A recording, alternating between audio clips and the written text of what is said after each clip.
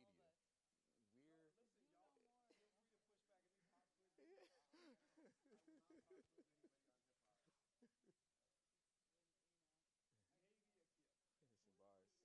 Finish some Who's bars. Here we go. I, Okay, I, let's go. history? I can finish some bars from the '90s, but like late Right. '90s, but I can't Yes. finish bars from like It, the it says '80s and stuff. no pop quizzes on hip hop history during this Also, podcast. would you like a cup And of I coffee said maybe delivered while Akil. we're in the Other than panel? that, I wouldn't step in. No, No. I'm good. Okay. I'm good. Water would. Let's go. Let's go. I'll Oh, try. well then you should grab one now. Yeah, yeah. Since we're all I'm gonna go right now.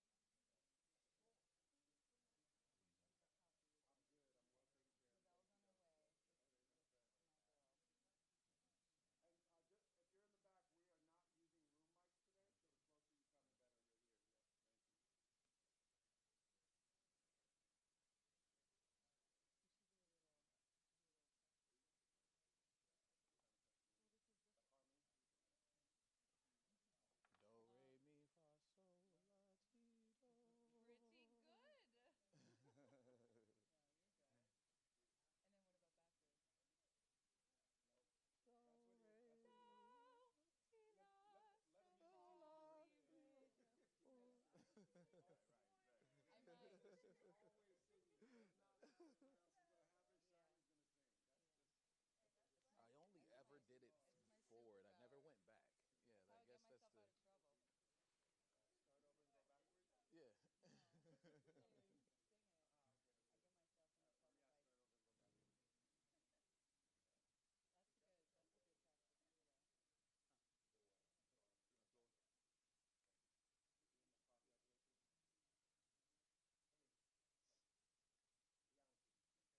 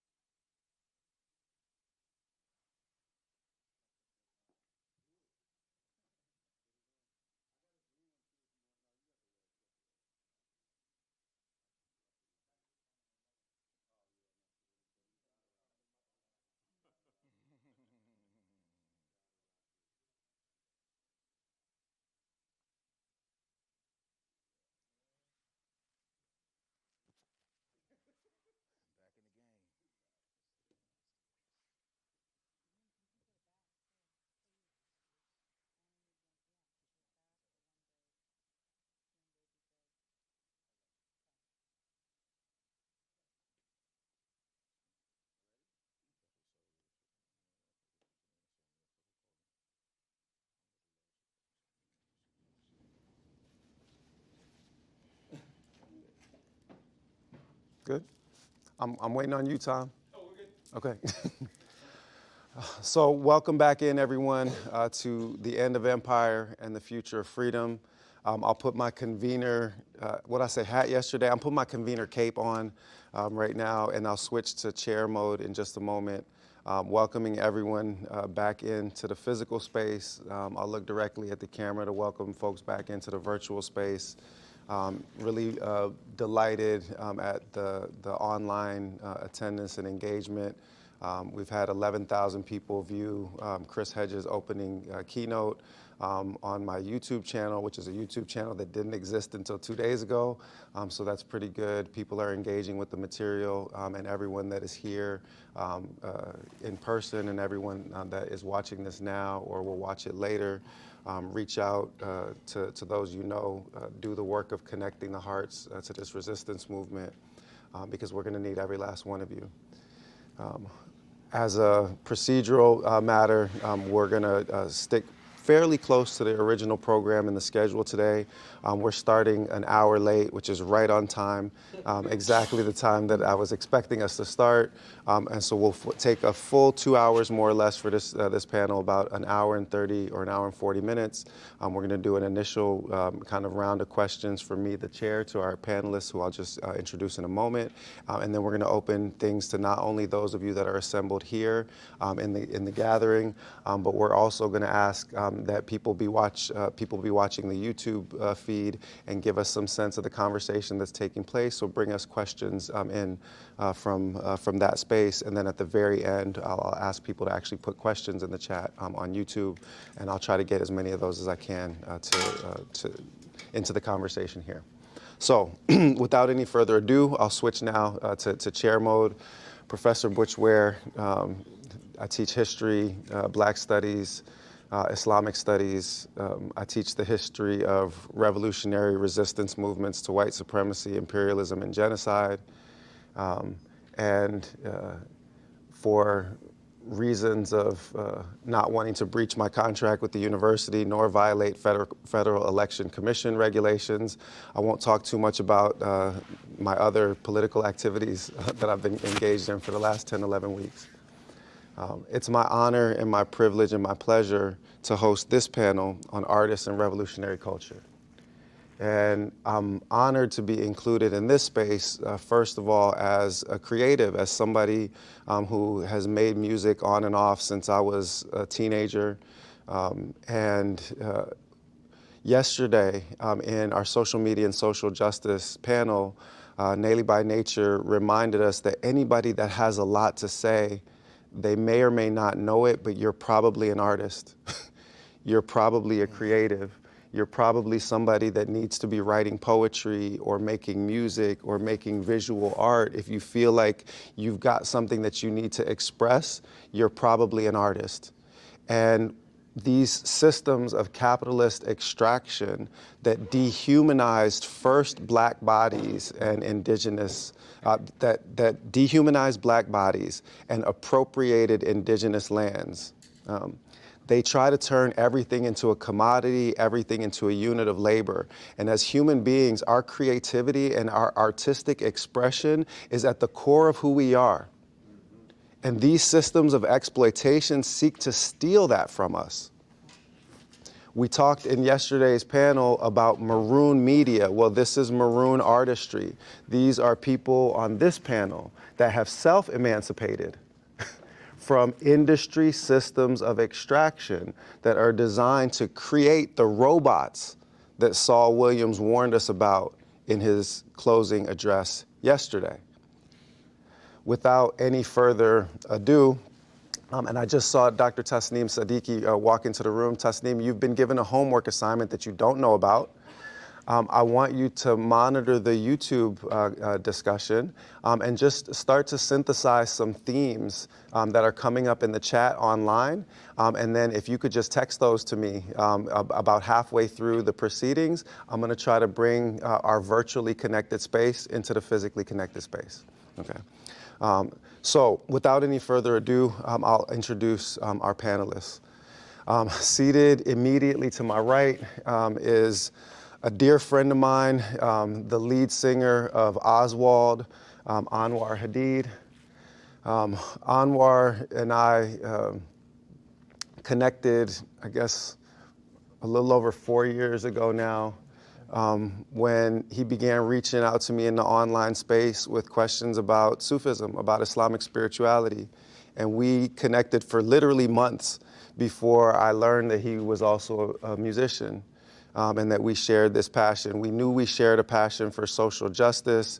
We were connecting in the midst of the Floyd uprisings, and we were having conversations about the connectedness between the struggle for my people's liberation and the struggle for his people's liberation as a Palestinian American.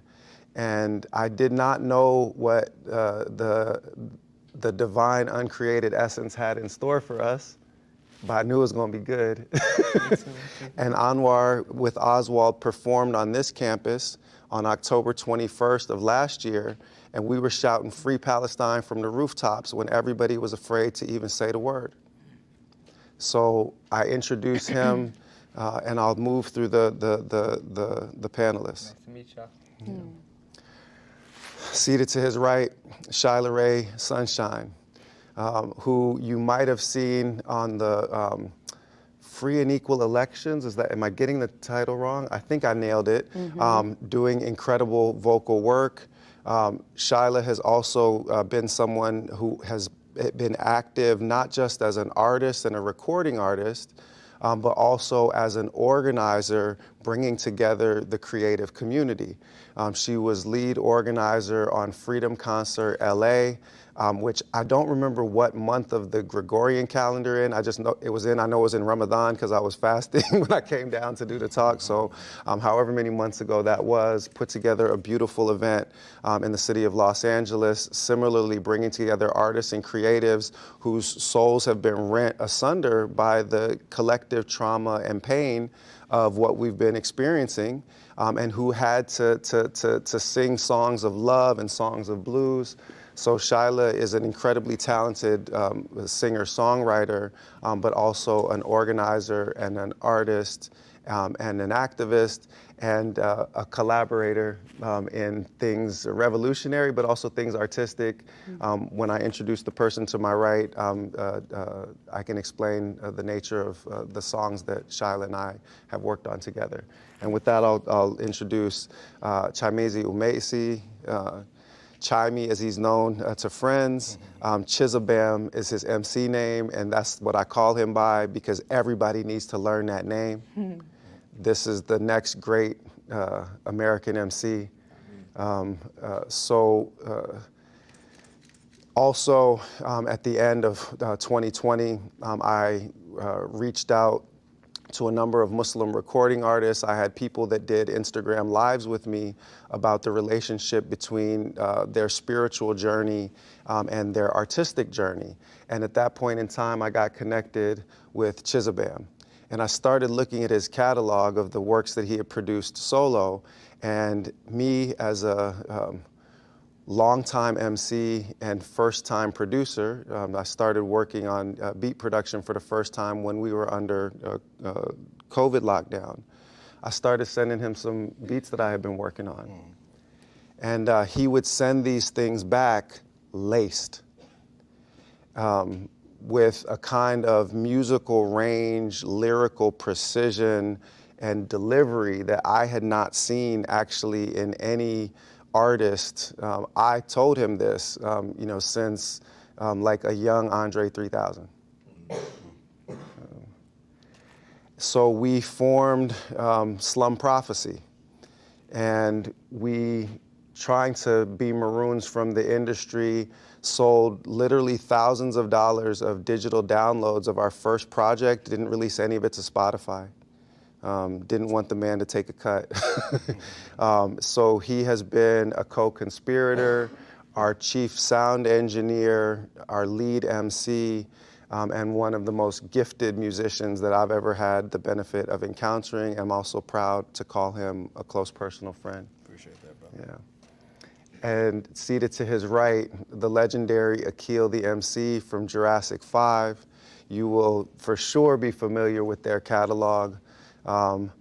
And I will just mention that also, so Akil and I have known each other for years as people that have been very engaged in public ways about trying to infuse the American Muslim community, and especially the Black American Muslim community, with a knowledge of African Islam.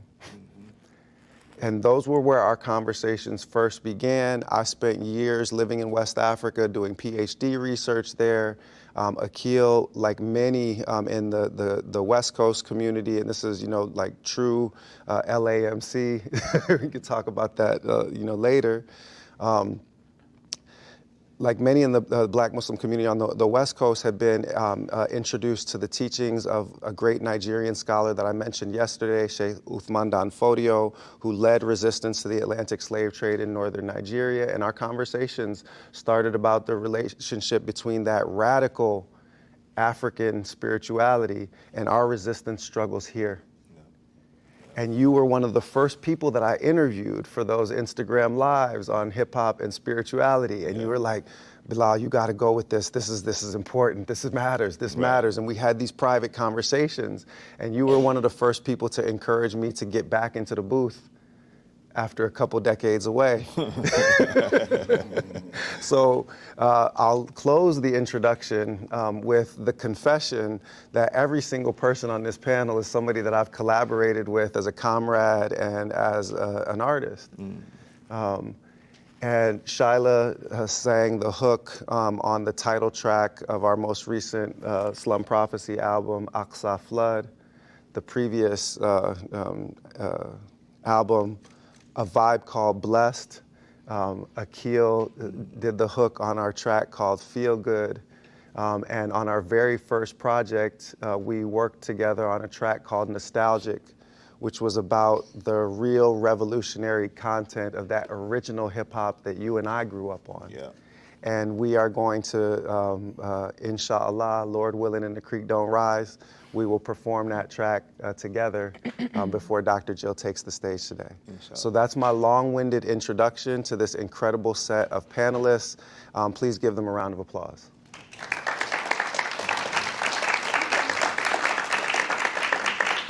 So I'm going to begin with an opening question for each of them to tackle for a few minutes. And I'm just going to be taking notes about the things that they say. And I'm going to be looking for some of the common threads in their answers. And I'm going to come back to the panelists with questions. We're going to proceed in that way for about 30 to 40 minutes. And then I'm going to open things to the people that are gathered in the assembly and eventually to the online community. And I'll start, just because it occurred to me to do so, in reverse order. I'll start with Akil. And the question that I'm going to ask, and I might rephrase it slightly for each of you, but it'll be the same basic question, is what is the role, what is the responsibility of the artist, of the creative, in this moment of crisis and revolutionary struggle? Well, you have different type of artists and stuff. So some artists feel responsible to say something, and then some artists, they just want to make party music or whatever. So for me, I've always wanted to say something. So the responsibility for me is to make sure my voice is heard and make sure people understand that they have a responsibility to their families, to their neighborhoods and stuff, to the world, So as an artist and stuff, I feel like my position in being able to say something is very important. So for me, my role is I have to speak out. I have to speak the truth. Speak truth to power and stuff. So. Can I ask one follow-up question on this initial go? We had a conversation. I don't know if you recall this, but a number of years ago. So I mentioned Uthman Dan Fodio, and there's a great still living inheritor of his spiritual tradition, Sheikh Muhammad Sharif.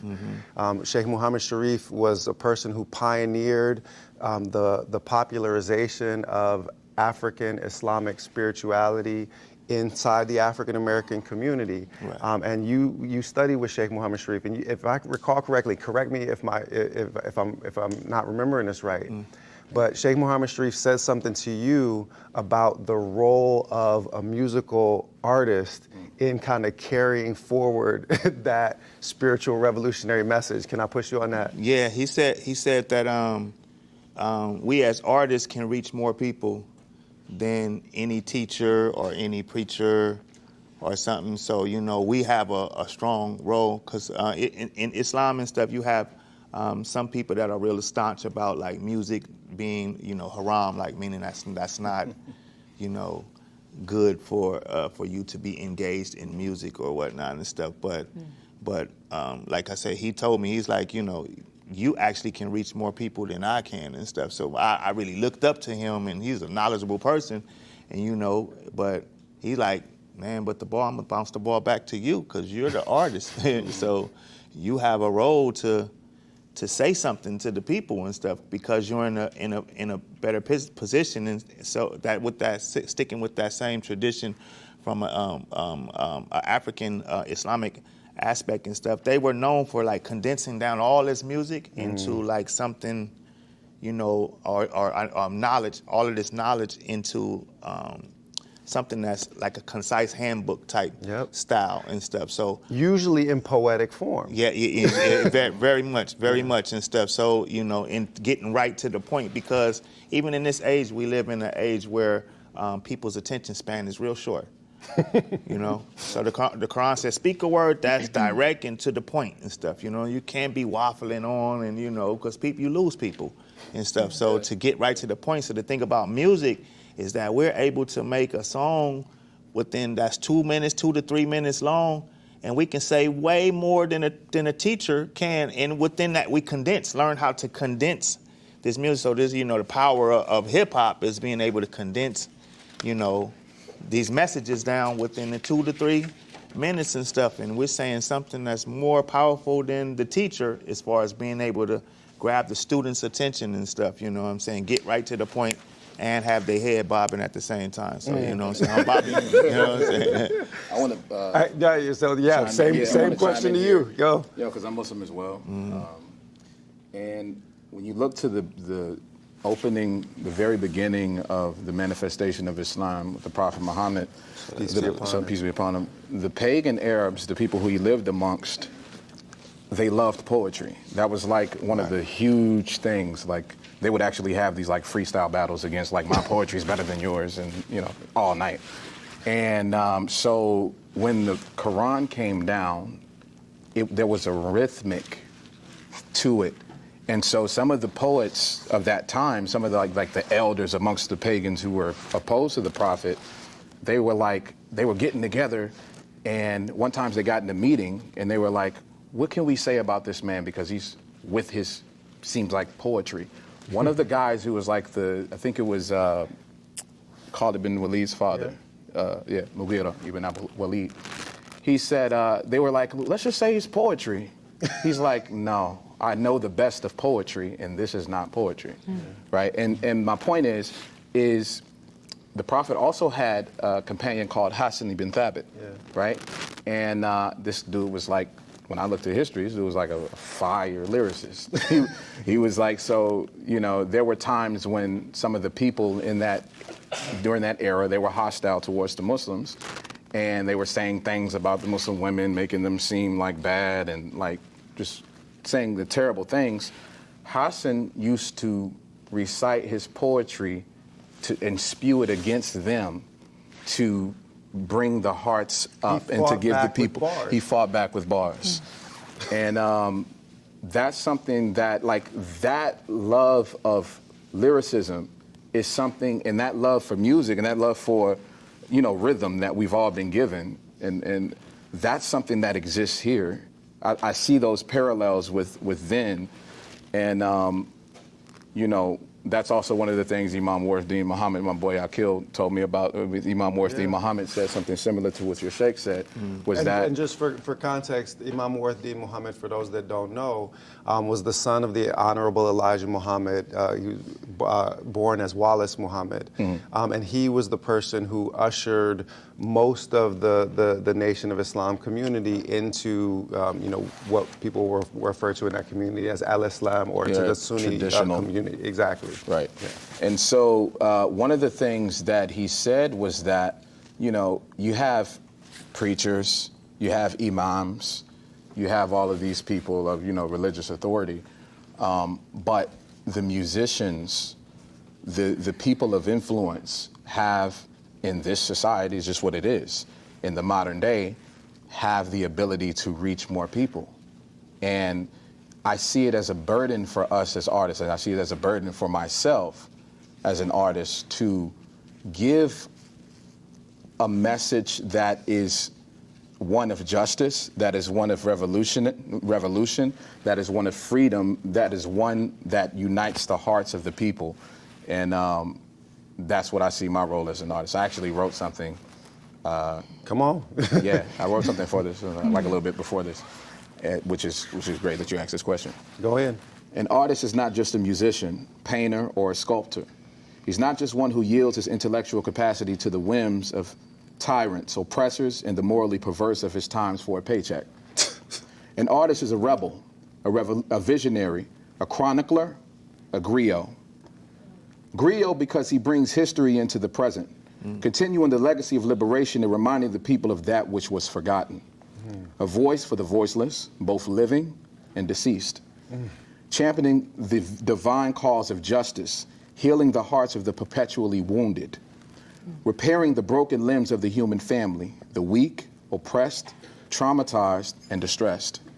Giving them hope of a glorious future, one that shines brightly and that's obviously blessed. The word artist derives from the Sanskrit word ars, which means to go towards. The beauty lies in the choice, that which we choose to go towards. Each soul that's driven to strive for a path that's greater than itself, a cause that's greater than itself, has this choice. What will you choose? I choose freedom. I choose liberation. I choose humanity. I choose love. Wow, powerful.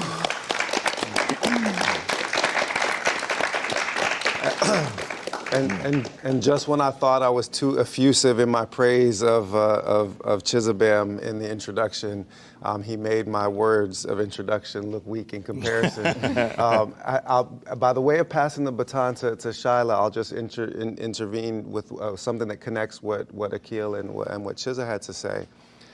So there's this incredible book by our colleague at UC Berkeley, Eula Taylor, called Women of the Nation. And it's about the role of women in the Nation of Islam. And we have to be blunt about this, and Eula is blunt about this, is that the Nation of Islam, especially in the time of the Honorable Elijah Muhammad, had a lot of explicitly kind of, misogynistic elements to it. Those must be acknowledged and must be addressed. But what Eula Taylor pointed out was that so many Black women, including Sonia Sanchez, incredible poet, and so many others, were drawn to the nation and spent time in the nation or stayed within the nation, even though it functioned in these, sometimes misogynistic ways, because it was a space for a kind of radical cultural expressiveness that was not present in other places. So I'll give a kind of textured reintroduction of the question to you, Shylah, since I did such a poor job of gender balancing this panel.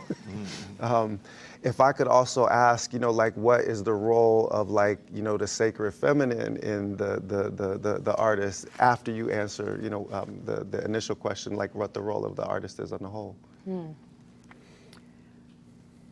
Since I'm not a religious person, I don't practice religion, music has always been that relationship to God for me. And since I was young, singing, I feel, was the only thing that made sense. It was the only thing that made me happy. It was the only thing that made me feel connected, as though I had a purpose. And I still hold on to that today. That's what connects me at all times. Although I am very interested to learn, in different religious practices and how song and music and prayer are weaved together. That's been something I've noticed for myself that has, Shylah, I'm sorry. They want you to speak up. Can see when you hear you. really? I'm usually very loud. Use your singing voice. You know what? I'm staying humble right now. No. Don't worry. Sorry, I just had a cold also. So this relationship that I have with music is growing in a way where I'm becoming aware of the power of the feeling and the words in a deeper way, and how it's moving humanity in a direction of hope and optimism, faith, prayer, love, unity, all those things that have always existed, you know, in music, and that's the music that always inspired me, to be honest. I've always loved hip hop. I've always loved the, you know, all gangster rap and all the hard shit. But but growing up, but it was like, you know, yeah, Lauryn Hill changed my life. I was like, wow, this woman is equally powerful, right? With her voice, melodies, and her bars. So I have a lot of artists I've always looked up to, and I feel that there's a common thread where I was able to find my voice in listening to music that was always uplifting. And I think that was just, you know, God's way of showing me my path and my purpose as a musician. Did I know that my music was going to help other people in their lives? Absolutely not. Did I have a goal of becoming a songwriter? No, but I knew it was essential because I was singing other people's songs of freedom and hope and change and trials and tribulations my whole life. And I knew that it was time for me to graduate at some point and start singing my own truth. And that's something incredibly important to me, and that's a message that I carry for others. I feel I want to encourage everyone to be creative and to practice artistry and activism in a way where you're able to express your truth. Music for me it's feeling. It's an emotional language, and that's what brings us together always. So I just keep that in mind every single time I perform. Every time I'm writing a song, there's an intention, there's a particular feeling, there's a particular prayer woven into it. And even every time, you know, that I'm on stage, I really do hold that space like it's a ceremony, like it's a place where we can all pray and feel, you know, to the depths of our being, as if you were, you know, in your bedroom, just listening to your cassettes or CDs or vinyl, whatever you were raised with, you know, because those are those moments that I go back to in my mind where I'm like, that's my fucking happy place. And nobody can take that from me ever, ever. That's where it started. I'm gonna get emotional if I go any deeper into that, but that's where it started for me, and I just feel that that's still what brings me back to that today. And it feels actually more important today to do that more than ever as we watch our world change so quickly. So I'm really honored to be a part of the movement. Yeah. So as soon as we shifted from just spiritual realities, then this was literally the question that we were talking about. Yeah, I mean, for me, I wanted to talk about the kufiya too for a second. Go in. Like, because I know women, like during the first Intifada, created the kufiya and would weave the kufiya as part of like the first kind of to protect the men that were, you know, being taken and also fighting to protect their homes, you know. Yeah. So like, I just think it's a beautiful place to start first. Beautiful place to start. I have 5 sisters, you know, so it's you know, yeah, I think it's just a part of kind of our battle together as human beings, you know, and we all have a different place to kind of contribute, and yeah, that's really that part. But besides that, I was talking just kind of to speak on what we were all talking about, you know, and a place to contribute. I feel like, you know, we all as artists and as people, you know, we all have different kind of creative opportunities and outlooks and, like, you know, places that we came from, all those type of things. So I think, I think it's kind of an obligation.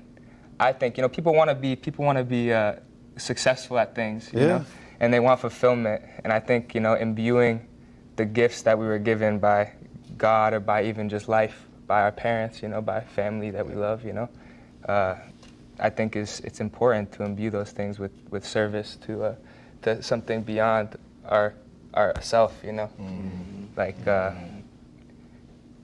something greater than ourselves, and just to see the way that it can uplift the people around you and uplift your own craft and kind of bring you closer to God, closer to like that thing that you were talking about, like that connects you, that makes you feel the best, you know. It is, it's very, you can see it, you know, the people that do make that choice, you know, they see how powerful it is, and even just like, you know, you're saying like people that have something to say. I think we all have an artist in us. We all have like that person in us that can give and all those type of things, you know. But yeah, basically that's it. And you Y'all said, get the point. No, Everyone's saying beautiful things. Yeah. We all feel the same way, you know, truly. And I just wanted to kind of like piece that up, you know. Yeah, you said everything, and you actually also provided the perfect transition to the next question. And so now, again, completely improvising this, we came up this way, we're going to go back that way. So the next question is coming right back to you. Sure. So we asked the general question about the role of the artist. Now, what about the role of the artist and the creative in the last 13 months with the genocide in Gaza?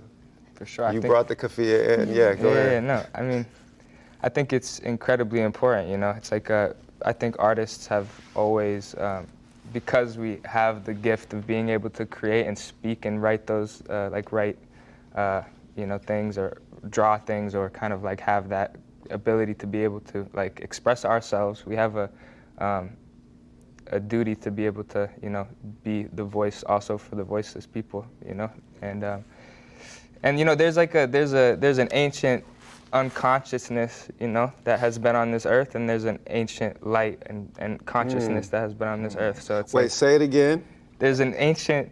You want me to say that part? I want you to say that part again because I need to have it hit my heart a second time. Go. Okay. Yeah, I'm saying there's an ancient unconsciousness that has been on this earth, and an ancient light and a consciousness that has been on this earth for all of time, you know, and you know, just being a part of, you know, the battle against the unconsciousness is something that, you know, we have to deal with in our own lives, like personally, and also we have to be a part of that for the rest of the world, you know, and yeah, just move forward, you know. Be a part of the change. You know, it truly is important, especially because all these things are coming up right now in our time, and people are starting to like connect on that like thing that we all share. You know, that connection to a higher power, to energy in general. You know, it's important to move on and just move forward and continue to like see the truth. You know, and connect with that, you know? Yeah. But yeah. Light. Yeah, I mean, like Light, literally spreading light, you know, in times of darkness. Like the Quran talks about guiding humanity, min al-dhulamat ila nur, out of the darknesses and into the light. And I often like to point out, it's one of the great contemporary West African teachers. We've mentioned a few that are deceased. One of the great living ones, Imam Fore Drame from Zawiya Foundation in Canada, he always points out that in the Quran, the darknesses are always plural, dhulamat, but the light is always singular. So you guide people out of many darknesses with this singular light, right? And you talked about that unconsciousness, that darkness, you know, and this light that is, you know, and you guys all talked about how like you actually have to make a choice that your art is going to be, you know. And even in your own life, you know, it's like you can fill yourself with lowly energies, you know, like you know, I had problems with like I was smoking too much, you know, doing just bad things, you know, like I could go on, you know, but my point is you could fill your body, you could fill your life with those lowly energies, and you can also choose to fill your life with light and connection and like, you know, connecting with the right people, connecting with God, connecting with the truths of the world, you know, and you see how connected we all are, and you can fill your body with that, and it changes your life, you know, so it's powerful for all of us to experience. And we came up the scale, we'll go down the scale. You said do, re, mi, fa, sol, la. Speaking of smoking, I'm gonna talk about. I'm gonna talk about how difficult the first few months were for me after October, and how significantly better things got once I committed to creating something, to organizing something. Come on. Okay? Come on. So when But first of all, just for that. because it's real. It's real. This is what really happened, and I had no idea I was going to witness what I did. And that shit kept me up at night, every single night, smoking until 2, 3 o'clock in the morning, watching these people be bombed every single night. And I was losing my mind. And I remember being on the phone with a girlfriend and just saying, like, I gotta do something. Like, why is there no fundraiser happening? Why is there no concert? Why is there no gathering? Why aren't there people getting together in prayer? And this was months in. And so I said to her, it was November, and I just said, I'm going to create a concert. And I just, in that moment, it was like, you know, God speaks to you, or I got the message where it was just like, you are going to create the concert, you know, like, I was like, oh shit, here we go. Knowing full well I can absolutely do that, and I have the resources, and I have the connections, I have the people. I know so many people in Los Angeles that I know would be so happy to show up and sing and pray with me. And so that's where that started. So I had the idea, and it took months and months to come to fruition. And all I did was I planted that seed, and I just kept telling people, I'm doing a concert. I'm doing a concert. I'm doing a benefit concert. I'm going to raise money for the Palestinian people. And then the people came, you know, and it was so beautiful to watch. And I think that helped, because in those moments where I felt like my mental health was being compromised to the point where even my children told me that I wasn't very present with them. And it took me hearing that, and it took me quitting smoking and just applying myself 1,000% to this movement and to whatever was needed of me. I just feel like that switch of moving into service rather than serving myself as an artist changed everything for me. And it's honestly been one of the most heartbreaking and heart-opening years of my entire life. And for that, I'm grateful. Wow. Wow. Thank you.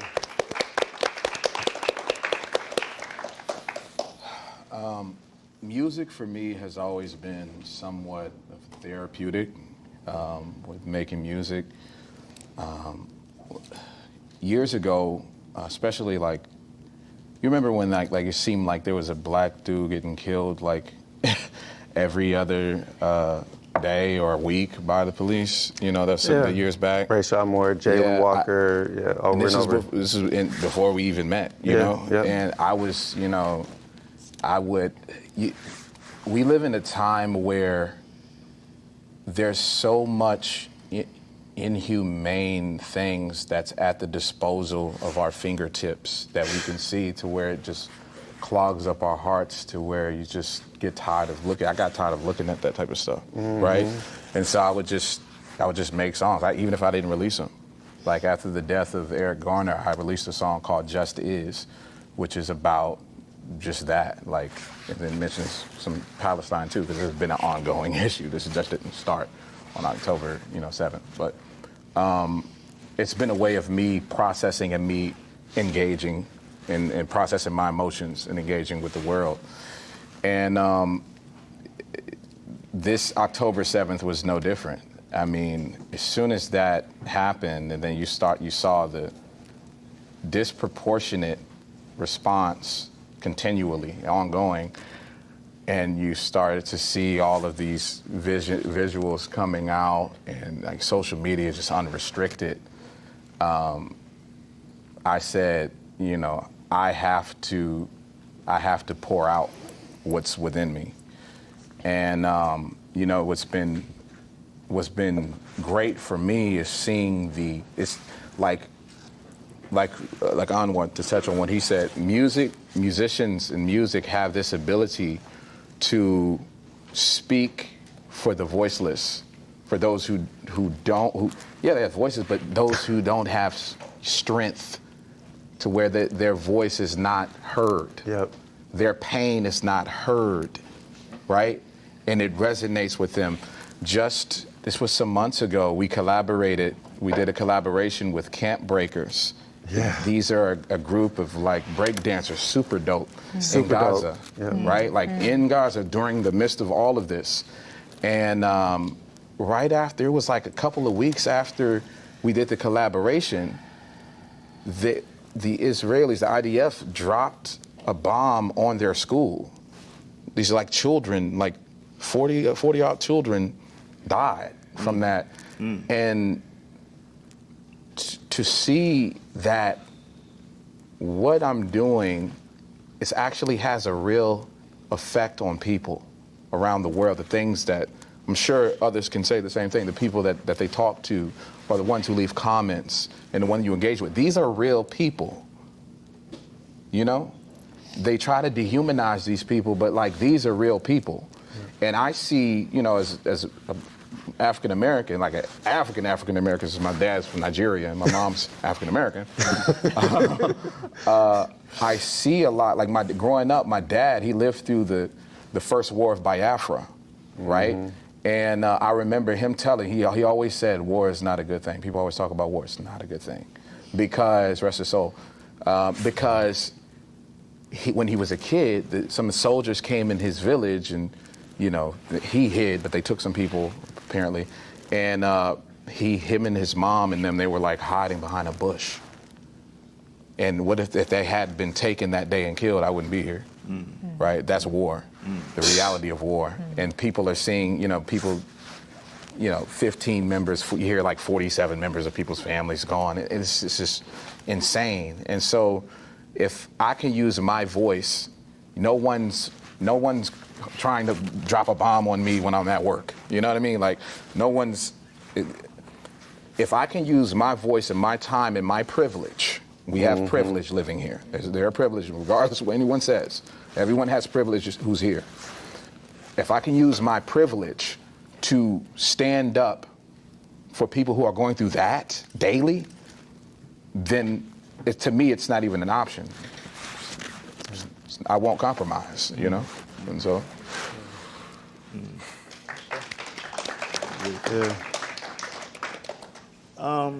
I grew up in South Central Los Angeles, a home of gangbanging and stuff. I was born in 1970.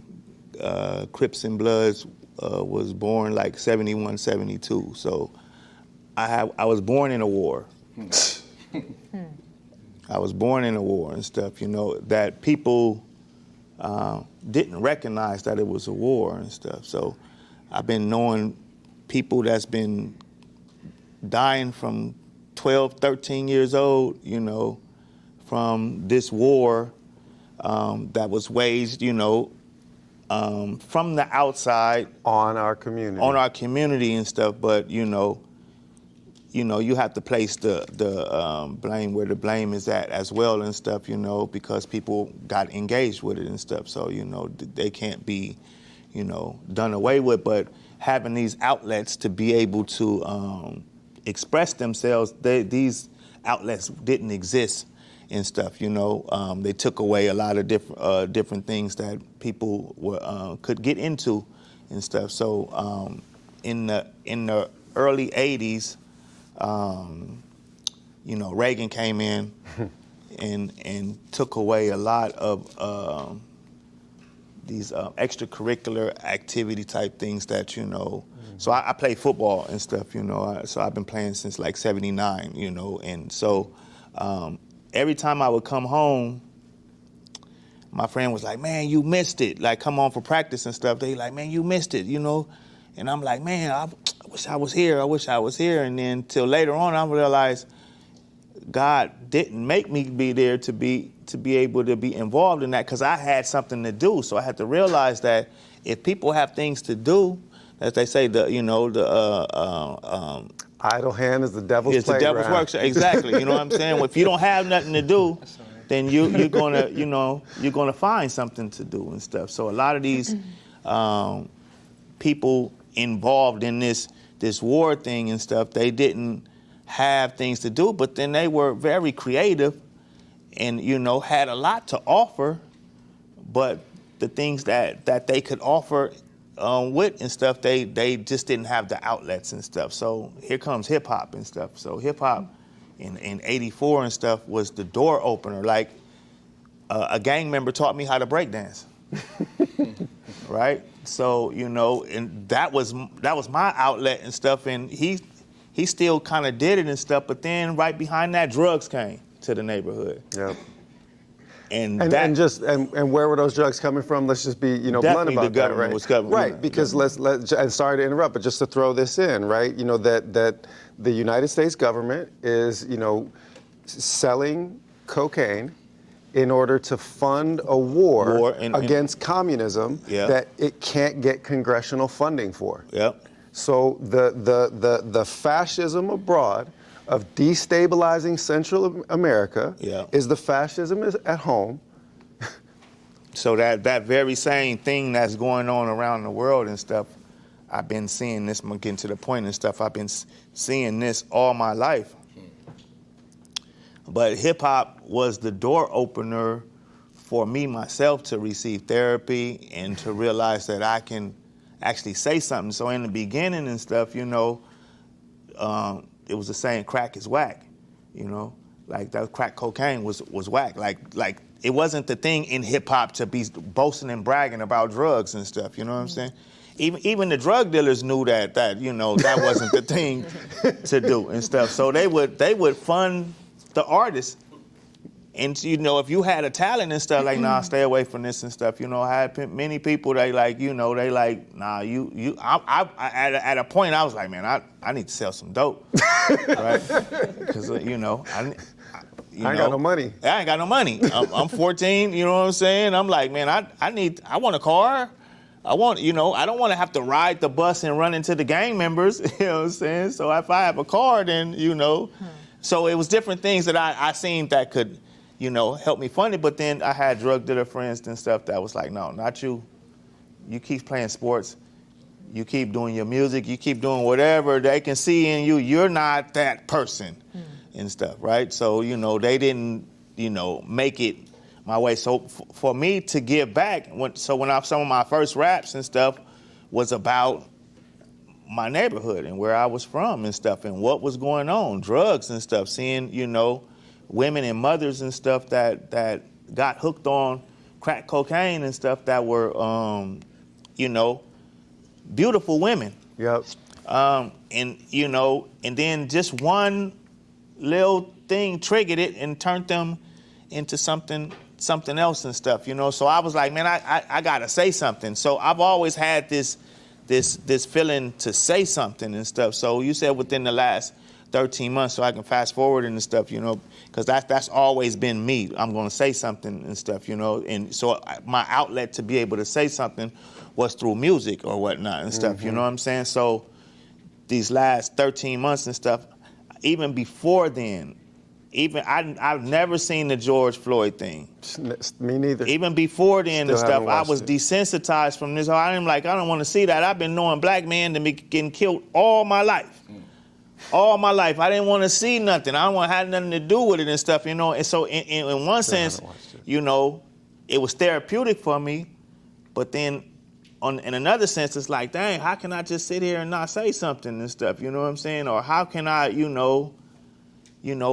be a human and not be desensitized to the human family, going through these things and stuff. So I had to get back to myself. So I wrote a couple of songs. I did a genocide song and stuff, and then I wrote a song about reparations and stuff because, that's how it's always been. I'm going to talk about what's going on and stuff, but I'm just wanted to say about it, like, having this desensitized feeling of like, man, I don't even want to watch it. Like I tell you, it come on TV. I'm like, I'm not even watching that and stuff. They were like, yeah, be careful about watching this. I'm like, not watching this and stuff. You know what I'm saying? I didn't see the lady get shot in the face. I don't even want to see nothing like that. 'Cause that's what I grew up with, seeing these type of horrific type of things and stuff. And so. Trauma. So I understand the what makes people not want to say something, because you just like, man, trauma is, is heartbreaking and stuff, you know what I'm saying? And so, people don't want to talk about that. Like the rapists don't want to talk about, you know what I'm saying? So, as a black man, we don't want to like how they make it is like, oh yeah, you're a victim. You're just coming from a victim standpoint and stuff. It's like, do you think don't you think that the victim will be the first one that want this to go away? You know what I'm saying? They don't want to talk about that. You know what I'm saying? Like, we will be the first ones to not want to talk about this shit all the time and stuff. You know what I'm saying? But you know what I'm saying? If you're the one victim, you know what I'm saying? So, but once it's happening, you have no choice but to have to say something. For those that are strong and stuff, some people just not strong, and you know, and that's okay. That's okay too and stuff. You know what I'm saying? Because you know, I understand and stuff. You know what I'm saying? But for those that can withstand it and stuff, you know, you an artist, we strong. Yeah. You know what I'm saying? We gotta say something and stuff. You know what I'm saying? This is a duty and stuff. So I feel it on me and stuff. You know what I'm saying? That's why I don't put it on nobody else and stuff. If you don't want to say nothing, that's cool. That's on you and stuff. You know what I'm saying? The pendulum swings back around and stuff, and then you'll be that one day. How they was like, the crack was affected, or it wasn't affecting your household and stuff. So you like, I ain't saying nothing. But when it started affecting your home, we got to do something about this crack and stuff. No, it's meth. You know what I'm saying? Like what the hell? You wasn't saying nothing when the shit was in somebody else's household. There's an opioid epidemic, and it must be treated as a public health problem. Yeah, exactly. Yeah. The same thing and stuff, but now it's affecting someone else and stuff. So, you know, so I'll just say, you know, like, I just felt like within these past 13 months and stuff, I had to, you know, eventually say something, even though I've always been saying something and stuff. But just for me, for my therapy and stuff, I still don't watch nothing and listen. So beautiful, and so I'm gonna like myself take a deep breath, process, you know, what's been said, and I'm gonna come with one last round, and then we're gonna open things up to the broader conversation. And actually, I hate to do it. You said no hip-hop history test, so I won't do a hip-hop history test, but I'm going to see if Bam can remember his own bar from one of our songs, because it was the thing. He's like, damn it, like this rotten SOB. So what was coming through this last part about like what seeing all of this does to us, like, and how it hurts our heart to the point where we're smoking the tears away, where we're drinking the tear, whatever it is, right? So you said in Invisible, you said, they say the eye is the window to the soul, but the ear is connected to the heart, exert and control. How did you say it? Must be the curse of the bold, Mother Earth got us swerving. Look at OTSU, search for the code. No artificial stand holy as we swerve on the road, praying not to crash while hiding stashes with ashes, dumping enemies inside of caskets. Bastards, my people fatherless. Divided by red lines and gangster politics, some dollars counterfeit. Yeah, you know the fiat, the way of them divided, conquered, just like Sunni Shiite. I read in history and wishing that we told them keep out, but it was written so it had to happen. I cried 1,001 nights, in fact, the Black Aladdin, magic with no carpet. Every day subtracting that and superstitious writing on the wall. Believe me, that can happen. Ask Stevie. There's many wonders on the path, believe me. You hear the thunder, a clear reminder what we needy. So having heart don't mean it. So having sight don't mean a thing if your heart's blind. And if you death, read the lanes because they all signs.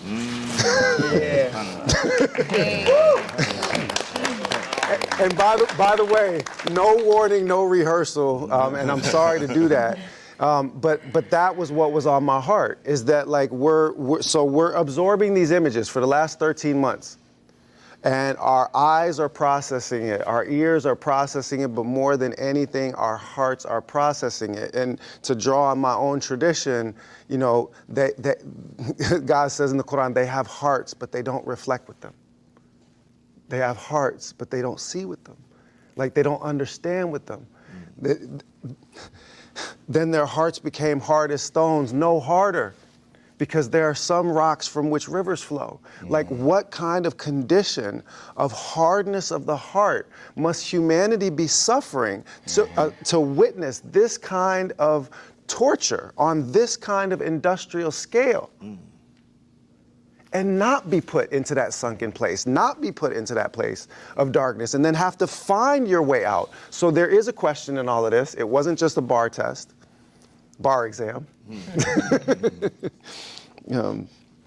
It's two pieces, and pick up on whichever one you want. And we'll go one last round. So one, the relationship between your own healing and your service.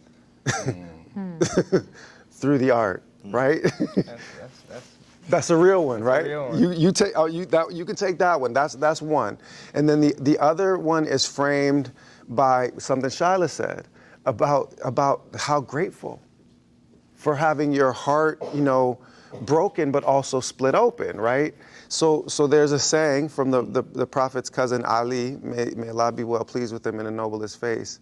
He said, "This life is 2 days, a day for patience and a day for gratitude." And they are both a day for gratitude. He was saying that this life is a day. We used to say back home, this life is a day that's with you and it's a day that's against you. That's the nature of life. There's a day that's with you and there's a day that's against you. There's a day where you have to be patient in the face of travails, and there's a day to be in gratitude for the abundance. But then what he was saying was, and they're both a day for gratitude, because you had that day. How many of our brothers and sisters did not get that day? So gratitude and being able to make something beautiful that is supposed to also inspire and make people feel good despite the pain. So how do you make love songs, not just pain songs? How do you make love art, not just pain art? So the one question, relationship between healing and service, and how do you make positive art in such negative times? Those are the two. And if I lose sight of those, pull me back to those two questions. You want to go on the healing, your own individual healing and service. You want to go first? Oh, sure, yeah. Yeah, go ahead. I'll go first. Well, I think for me, through the darkness of my life and the pain of my life, I found my purpose, and I found through that pain, I found a service that I could give to the people that I get to share my gift with, or just my gifts with, things I love to do, because I use my music, for example, as kind of a guide for me. I'm able to use it in the moments that I need it most, to be able to make light of those moments, or get through those moments. And I feel like I kind of I try to imbue my poems, music that I make, art that I make, with that guidance that I felt maybe in that moment, or whatever it is, So I think that I think that through the darkness of the world, the darkness of each of our own lives, it's where you find light. And even for identity and stuff, and I'm Palestinian, I'm half Palestinian, half Dutch, but when I was young, I remember my friend, when I was super young, I was talking to his father. I said I'm Palestinian, to his father, and he said something about I don't even remember exactly what he said, but he's Palestine doesn't exist, there's only there's something about terrorists. He called me a terrorist, called my family a terrorist. I was 10 years old or something, and from that moment, I had this fear, I had this fear to then tell people that I was Palestinian. For years after that, until I got to reclaim that, that power, that power, and actually, a strength that's within me and my ancestors and all. Come on. So it's just it's one of those things too. It kind of it goes in so many different directions, I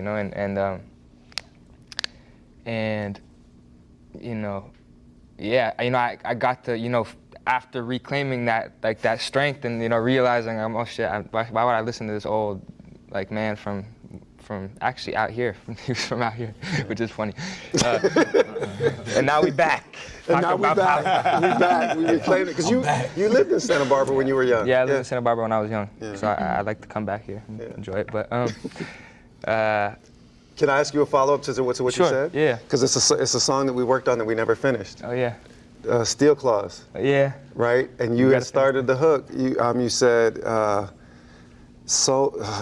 showed us the plan to keep us there. Same man that stole the sand. Is there blood on my hands? I'm strictly banned from my homeland. Did I get that right? Yeah, something like that. I don't exactly remember the hook. Same man that sold the sand. Yeah. Is there blood on my hands? I'm strictly banned from my homeland. Yeah. Something like that. But yeah, and it got to a point where through me reclaiming that power and being proud of myself, or not even myself, my heritage, and being like, you know, finding that strength to be able to tell everybody, like, be proud to tell people exactly who I am, you know. You know, it got to a point where, like, you know, just expressing that love that I have for my culture and my people, and like just all the people that I get to relate with through that, you know. It's like there's a point where kids come. I went to a protest, and you know, kids were coming up to me like, thank you for doing what you're doing. Like, you know, I you know, the same thing that I experienced. You know, I was afraid. I was afraid to be Palestinian. You know, I was afraid. Thank you for expressing yourself. You know, it gave me the power to be able to, you know, to stand up and be proud of who I am. I remember the first time that happened, I bawled, cried. I started crying. I was like, holy shit, this is crazy, because I felt that. You know, I felt that same experience. So it's like when you go through that darkness, it's the only place you can find the light, you know? It's like you have to be willing to open your heart, to feel that pain, you know? Some people, they want to suffocate it, and they just don't care or whatever. They go so far on one path of just not caring, their hearts turn cold. Their hearts turn cold, yeah. So yeah, that's it. No, I mean, you said everything. Yeah, you said everything.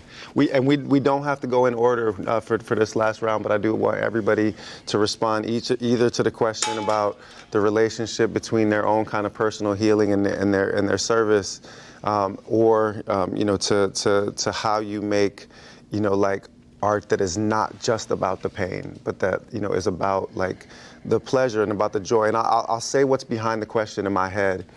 As one of the books that I love most in my academic training was a book by Tara Hunter, a historian, called "To Joy My Freedom," and it was about the lives of black washerwomen after the Emancipation Proclamation, after the end of slavery. And it was literally pulled from a quote of woman that saved up her money as a washerwoman to go out dancing on the weekends, and she said, "I'm enjoying my freedom." And like, it can be easy to forget when we're just embedded in the struggle that the struggle is not the end. Like, that what we're struggling for is to be full human beings and to just embrace our freedom, to enjoy our families, to enjoy our lives, and to make sure that everybody else can too. So yeah, not that genocidal joy. Right? But the real, like, what's the word? Like, the real elevated, like spiritual, elation, that bliss that comes when Freedom Day comes. I don't know if there's a question anywhere in there, and there are, go ahead, Akil. Thank you for bailing me out. You're right, good. Like, just coming from, the ghetto and stuff, and seeing things, of crime structure and stuff, that's not good and stuff. Like, so some of them things I didn't rap about because I didn't agree with none of those things and stuff. You know what I'm saying? So, being able to write enlightening music, or just music, just period, even if it's just fun and stuff, whatever and stuff, being able to write that when it's so dark around you and stuff, this was part of the therapy as well and stuff, you know what I'm saying? Because I didn't have to be forced to rap about things that went on. So say like, I got a lot of friends that are dead and locked up and stuff in jails and stuff, and so for me to do gangster rap, so-called, or that type of style of rap and stuff, that never piqued me to even want to rap about it, because it made me think about my friends that are dead and locked up and stuff, you know what I mean? So, like, for me to do that, like, people say, oh, can you be from the West Coast and you don't rap about, that type of thing and stuff? But that's not for everybody. And that's part of what I was showing as well and stuff. Like, you can be from a place that is dark and stuff and still be, that diamond that shines amongst that and stuff, or you can just be different everybody's not the same. You know what I'm saying? Like there's no, one size that fits all and stuff. You know what I'm saying? So those were the things that made me write different. Yep. Is that I'm coming from a place where all of this is around me, and I'm like, I don't agree with none of that shit. You know what I'm saying? Like, but I'm not gonna downplay them neither and stuff because, people's lives are their lives and stuff. So I don't want to seem like I'm, hey, mister, this is not right. You're wrong. You know what I'm saying? So I have to find a way to be able to show them that they're wrong. You know what I'm saying? But without, pointing the finger and stuff, you know what I'm saying? Because you point the finger, you got 3 other ones pointing right back at yourself and stuff. So, the evil that you see in somebody else is because it's in you. For sure. You know what I'm saying? So that's why you're able to detect it in somebody else and stuff, because that shit is in you somewhere. Come on. You know what I'm saying? So, you try to and Islam say, cover the faults of your brothers and sisters so that Allah may cover your faults and stuff, because everybody not, straight. And When stuff, you first came in, I didn't know what to think because you grabbed the microphone like your booty don't stink. Right. What LL said it, Right. Yeah, your stuff, or Andre, put it, was roses, right? Yeah. Right. Yeah, it reminds me of a saying when he said that about seeing the evil in other people. It reminds me of a saying from a scholar named Ghazali, who said that when Pharaoh said, "I am your Lord, the Most High," to Moses, he was only saying aloud what many of us feel inside, right? Yeah. It's like the self. And this leads to another point, is that, with me growing up, you grew up in Atlanta, in the midst of the trap, my man said grew over there. We grew up in that era, and, you grew up around your peers and stuff, you just trying to be popping, you just trying to be lit. You know what I'm saying? So that's what you come up in, but as you grow, you start to see the effects of what music does, right? I'm also a producer, so, I look at music like a certain way. It's almost like alchemy, right? Like, what is the alchemist's greatest purpose was to his greatest achievement was to change lead to gold, right? It's the alteration of the states. Right? And music has this ability to alter states. A lot of people, when they go commit crimes, they're listening to a certain type of music. You're not listening to gospel music going to commit a robbery or murder. You know what I mean? It's that low vibration. Low vibration. It's that low vibration. Yeah. So it's words that are going to get you into this state and to make it okay for you to do something specifically.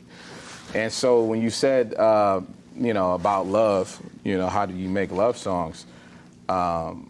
We grew up on the soul, grew up on that R&B, man. We grew up, if you really want to go there. But it's more so about connecting. It's more so about reflecting. It's more so about understanding that you can't this is just me, how I feel to everyone in here, yes, you have to stand for a just cause. Yes, it's great, it's beautiful, that's what we on. But you have to balance, there has to be a balance, right? You can't just constantly always just be consuming things that are just, this is just how I feel. Always consuming. You can overwhelm yourself. And I feel like having a balance in the music, I'm not always just talking about, forget them and stuff like that. It's more so hey, let's come together. Hey, you know what I mean?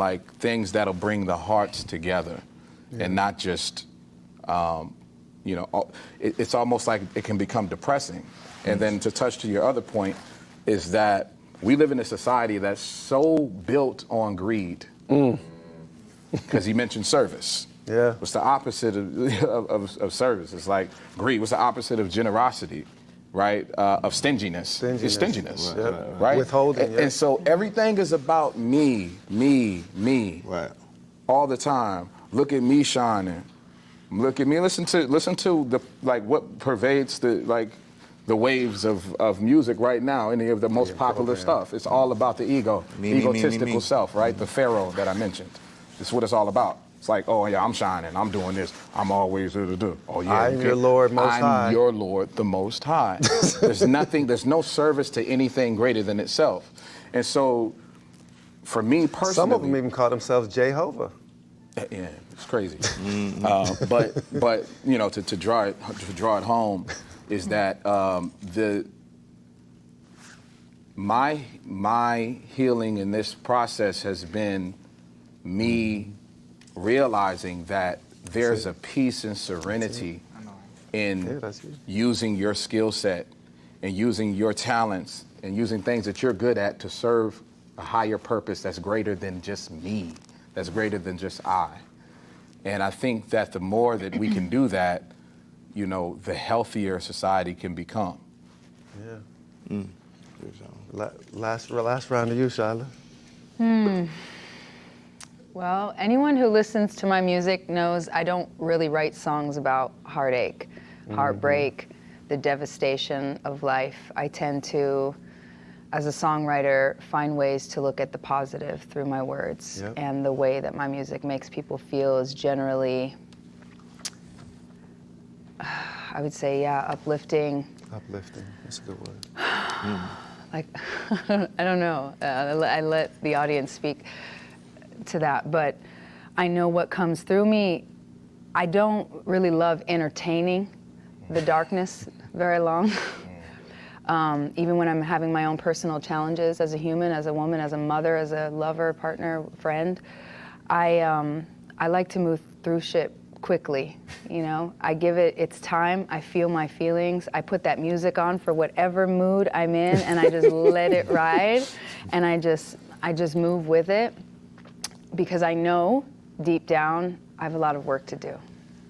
I have other things that need my attention. I don't love staying in the feelings of, you know, whatever I'm going through personally very long, because I know that the struggle is long and hard. And I've got work to do. I've got things to learn, you know, and I have children to care for, and I have community, and I have people who are listening to me, who are listening to my music, and I feel that responsibility to continue to create. I haven't created a song over the last 13 months that's been sad or, you know, really expressed how I felt so deeply. It's so deep and it's so overwhelming. I haven't actually even found the words, you know? I'll cry about it, I'll sing about it, and I'll pray about it, but I haven't written a song yet. I can't find the words, actually, you know, but that's why I just keep showing up, and I get to just keep expressing through my songs. I find that when I sing, it expresses how I feel so much more than when I speak, or all those months, you know, arguing with people. Yeah. My point didn't get across, you know? It didn't, you know? And I lost a lot of friends, but I gained so many, you know? So it's just been beautiful to watch all of that come into place. And I was very challenged also in the process of working on that benefit concert. I'm just gonna speak to that for a moment, because that was a moment where I felt genuinely that I was being in service, and I was being accused of making that event about myself too, and that was so hurtful. Wow. It was so hurtful to me, you know. And the reason I just kept pushing forward is that at the time, honestly, I did not feel anybody right there with me. Otherwise, I would have had more support, you know. And it took a little while for people to come in, but I just felt like this is just what I have to keep focused on, and I'm just going to push through, and I'm just going to plow through all this. And then the aftermath was, you know, I got accused of like exploiting the Palestinian community, like all this bullshit. Wow. Shout out. And so I you know, just had to keep believing in myself. And what helped me the most, honestly, was the reflection and the words of the other people in my life that know me and know where my heart is. You know, all the people who saw my efforts, who know how many nights I stayed up working on that, what I had to do to pull it together, you know, just to make something. I just wanted to make something beautiful happen. I just wanted to raise money, and I wanted to get people together to sing songs of change and liberation. You know, I needed that for myself. I needed that for my own heart. I needed to witness others in their truth. I wanted to witness other people in their own heartache, you know, and expressing what they've been through. Like, is anybody else feeling this way right now? Yeah. You know, and so bringing everybody together, you know, to reduce that feeling of maybe isolation, feeling alone, feeling like, yeah, I'm losing friends, I'm losing followers, like I'm becoming irrelevant because I'm losing my voice in the midst of this, and my platform is becoming censored and shadow banned and all that shit that's still happening. But it's because of everyone, you know, that has just sent me loving messages, and my closest friends in my life who just keep telling me, like, you're doing it, stay focused, you know, don't get distracted by all that, like the hateful energy, that energy that feels like it just wants to like tear me down. So it's really strengthened me as an artist, as a woman, and as a mother. Beautiful. And I'm grateful for that, because I know that there is so much work ahead, and I have to be prepared mentally, emotionally, spiritually for that. And so I know that this is, you know, this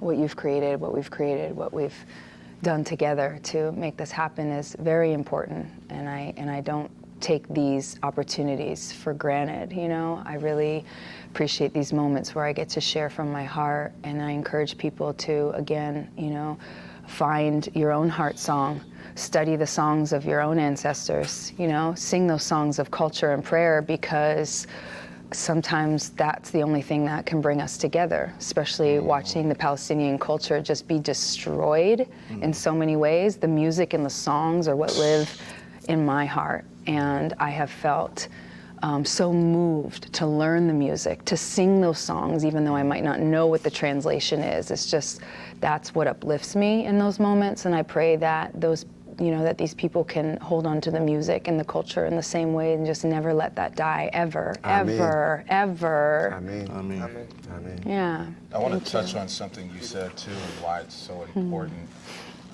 for these songs and like these heartfelt, you know, odes, is because, like I was saying earlier, like we often, I thought about this yesterday, we often don't think about the burden that comes from standing up for this cause that it has on each and every individual that actually stands up. Yep. Yes, you know, it's not bigger than people actually dying, but what about the death of relationships? That, like, come on, like, what about the death of relationships between people with their mothers, people with their fathers, people with that brother they have, their uncle don't want to see them, their cousins don't want to talk to them anymore. This is like a real thing happening. So I feel like as artists, in music has this ability to almost create a community, right? And it almost like with this healing, it's like, it's going to be okay. If you're going through it, it's going to be okay. There's other people out there going through the same thing with you. Yep. And I'll, you know, to resonate with people. So I just wanted to put that out there, because we often don't talk about the effects that it has on people's real lives. There was someone telling me the other day that, you know, their family just doesn't even want to deal with them anymore. And then, you know, it's people that you grew up with, people that raised you, because you're standing up for a cause for humanity. Brianna Gray said last night that somebody that she knew lost their job because she suggested booking. This individual was a booker for Joy Reid's show, and she recommended that Joy book Brianna, and the booker got fired for the recommendation, right? So I'm going to bring this part to a close and open things to the questions from the audience. That's why I grabbed the mic. But I'm going to take Chair's prerogative to do two different kind of quotations that sum up a lot of what was said here at the end. The first is from Sheikh Uthman Danfodio, the teacher of Sheikh Muhammad Sharif, and that will take us back to where we started. He said, pleasing people is a goal that you will never attain. How much more foolish then that you should pursue it and find in exchange only divine wrath. In other words, you sell out what your real purpose is, trying to please these people. Yeah. They ain't never gonna be happy with you anyway. Right. They ain't never gonna be happy. This wasn't the second quote. The second quote is coming up. But what is it was the hook on You could tap the water till that well run dry. No matter how you treat them, man, they'll never be satisfied. Could you be loved? Right? Could you be loved? Right, there's right. no amount of work that is going to make people satisfied with you. And where I really learned that lesson was in a Bible verse. And no, I don't be reading the Bible, but even when I was a kid, I didn't really read the Bible. The Bible verse was the hook on Buju Banton's song with Garnett Silk called Complaint. Buju fans in the house? Word, okay. No. And the hook is bless. I can't do Garnett Silk because he hits that high, you know, so I'm not even gonna try that. But he said, blessed are you when man shall revile you and persecute you and say all manner of evil against you falsely for Jah's sake. Rejoice, I say, and be exceedingly glad, for great is your reward, for so persecuted they the prophets before you and me. And then with that, the last thing that Anwar was scribbling on my page here a moment ago, you didn't know that you were dealing with a Quran scholar. He just said, Allah never sends a messenger except in the voice of their people.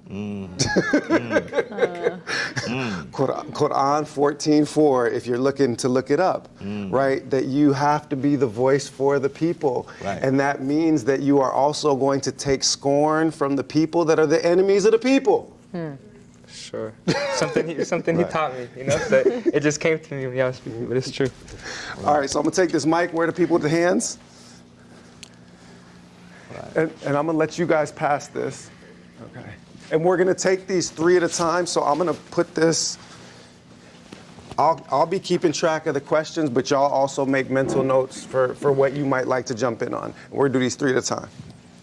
Hello. First off, thank you guys all so much for sharing your perspective from the performative, from the creative, and from the space of protest.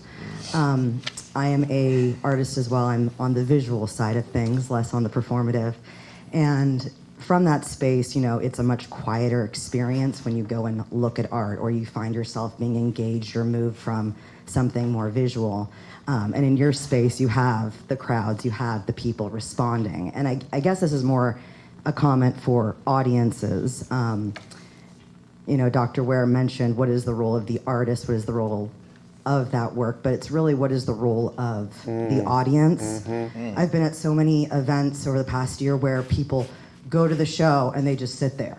And they're like, cool, thanks for entertaining me, bye. And I feel like there is such a important response on our end of being there, appreciating the gift, seeing the gift, experiencing it, and then, you know, sharing it with other people in your network. Like, I can't tell you how many times there's nobody at the art show. Like, it's very hard to bring people out. So, food for thought for all of us, but wondering if you all could comment on the role of what you're of that audience member. Yeah. Great question. And I saw a hand here. If you could just pass the mic that way. That was one of the smartest things I ever heard. Facts. So I firmly believe that entertainment is one of the greatest machines of change in this world because it affects so many people, and you see how the culture just changes when people in music and entertainment speak up and they talk about the things that need to be addressed and show people sides of the world that they've never seen. And we see in the music industry, across all of entertainment, really just the silencing of pro-Palestinian voices and the way that like anyone who dares to speak up gets just shut out, right? We saw this with Kalani, like her tour almost got canceled because of the arena managers were like, we don't want you to say that crap, right? And we see this, but she inspired Macklemore, right? Who then made Hins Hall. And then Hins Hall like made a drastic effect across the whole world. And then he started speaking on Saudi Arabia, right? Like, so it's like a domino effect. My question is what can artists like you do in order to bring this much needed like discussion into other artists' minds so that we can spread this knowledge and this power to more voices so that more people in the industry can speak up without fear of being shut out. Yeah, excellent. And then there was a hand directly behind you.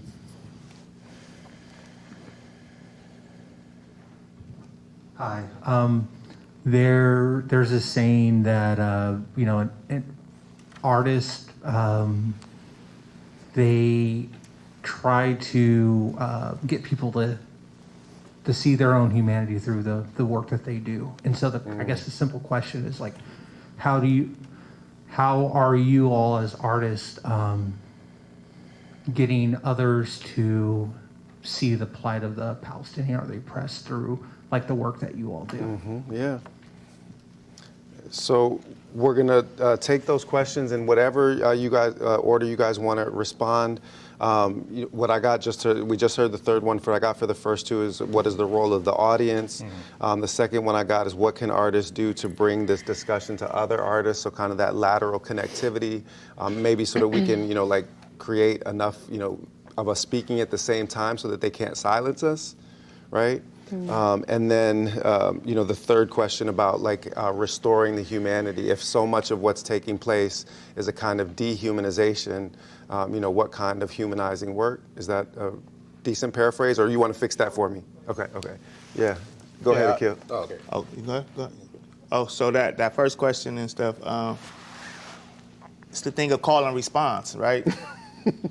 Right, we have that and say ho, and then come try and say ho back, right? You know what I'm saying? But then, as well as being a performer, and I'm quite sure you're a performer, and you've noticed it too and stuff. You like giving all this energy and stuff, and you like sometimes like people that really don't do a lot of performances and stuff, and then you're picturing that how Dave Chappelle say everything look dope in slow-mo and stuff, right? So, like they see the crowd and they like, yeah, and they like thinking, so when they get on stage, the whole crowd is gonna be like, yeah. But sometimes you can have people in the crowd that are just studying you. And they're stuck. They're stuck. They like, damn, like this is awesome, right? I've never seen nothing like this before, and they can't move. But as an artist, if you don't really realize it and stuff, you like, man, this crowd y'all ain't feeling it. You know what I'm saying? Why don't y'all get into it and stuff? And like, they really into it, but they're showing a different way of expressing that, or maybe not. They just like stuck, like like a deer in headlights and stuff. You know what I'm saying? So you have to realize, okay, deliver the message. Sacred message. So whoever's going to get it is going to get it regardless and stuff. If I spoke it loud enough, then those people are going to, hearts with ears that will hear. Yeah, those who are meant to hear are going to hear it. Those who are not, I can yell all I want. I ain't going to hear shit. You know what I'm saying? Yeah. So sometimes we get stuck on why they not moving, why they like what are they in? But sometimes they just like, oh, this is amazing, like. Can't believe this, and they not moving, and you like, cause I had a group member and stuff, so he would kind of like be like, not terrorizing, but basically like, just bashing people in the crowd, like, yo, man, I ain't into it, you know what I'm saying? And I'm like, you don't understand that these people, like, they're still there. Somebody that's not into it, they're gonna fucking leave. They're gonna sit there and just be like, oh, I'm just gonna show you my bored face and stuff, you know what I'm saying, the whole time, and just sit there and stuff, you know what I'm saying? A lot of times they're just studying you and stuff. So sometimes it's call and response, and sometimes it's like they ain't gonna respond. And I think too, it's like the type of art. Like, so music is like starts usually like hip hop or it's like you got a beat. Right, so you're already starting with the vibe, people are already kind of vibing to it. But like it's like visual arts and things of that nature, like paintings, like people, there's a certain breed of people, like not every breed of a person, the same type of mind or person is gonna like a music show that's gonna like a visual art show. Maybe the person who likes the visual art show, I'm not saying anything about people like music, but like maybe the person who likes the visual art show might be more into like the expressive, like visual, expressive, intellectual thoughts behind it. People go into shows and just like staring, like you said, staring into oblivion, for a long time. And so I think as the creator, I think it always shifts back to the creator, because most of us artists, right? We become artists because we were the audience at one point. Yeah. Right? We were that audience that you're talking about. We were the most engaged of the audience, right? Like we loved you. I'm sure you got your favorite visual artists, right? The same way I have my favorite rappers and favorite producers and things like that. And so I think it's on us as the artist to to toe that line between, like, to just, like you said, giving our art, giving our expression, and letting the reception be what the reception is. One of the things that I love about comedians, I think about this sometimes, one thing I love about comedians, and like, you know, Dave Chappelle, for example, is like, comedians that go and like tour, or they'll practice their material in like a place with like a little shack with like 5 people in there, you know, and nobody knew, it wasn't promoted or anything, right? And then they'll play like a super big stage with like thousands of people in there, and they'll give you the same, you know, the same emotion, the same passion. They'll play that same show, just like there's one person there, if it's 10,000, 20,000, 100,000 people there. Yeah. I think it's on us to say, you know what, why am I doing this? You know, the purpose behind it. I'm going to jump in there just with a couple things. I recall seeing an interview with Miles Davis where he was asked if he would produce, you know, music if nobody bought his records, and he said, of course. I have to make the music. The music comes out of me. And then with relation to the question about the audience, Kurt Cobain, I believe, said that there are only a few people that really love music, and all of them are musicians. And then I heard Yassine Bey, the great Mos Def, commenting on this, and he said, if you really love music, you will not make it through your life without trying at some level to make it. Which brings us to a conversation that we were having at breakfast about how in our time, you know, and Akil and I are, you know, same basic age, the line between the audience and the artist was no line. Yeah. You step into the cipher, and you step out of the audience and into the cipher, which is an Arabic word, 0. It's a closed circle, the cipher. And you step from the audience into the role of the artist and back out of the role of the artist. And now the industries are mediating that, and they're creating and policing this artificial divide between the audience and the artist. When if you really love music, you are making it. Even, like I tell my daughter all the time, you know, my older daughter, like, she sings all the time. She writes poetry all the time. I'm like, you are an MC whether you understand it or not, right? Because you're going, like, it's gonna come out of you. And that maybe that's part of that capitalist extractive process, is to try to separate this. When in reality, like, there is supposed to be like a deep organic connection between artists and audience, and a fluid line. Like, no, for sure. go, no, sorry. No, I was just thinking about just that, from my perspective, I don't know what I was watching, but people, I guess just time was different. We didn't have all these, this opportunity to consume everything we want. So when people did go to a show, they were going there to listen to the music that they wanted to, you know what I'm saying? So it's like, and the same thing, I just wrote this down because it helped me, but I'm like, also as like the audience person and all of us like that, we all have the ability to go be a part of an audience, you know? It's also like a duty within us to choose like better and to care more about what we consume, you know, and like those type of things. So Say it again.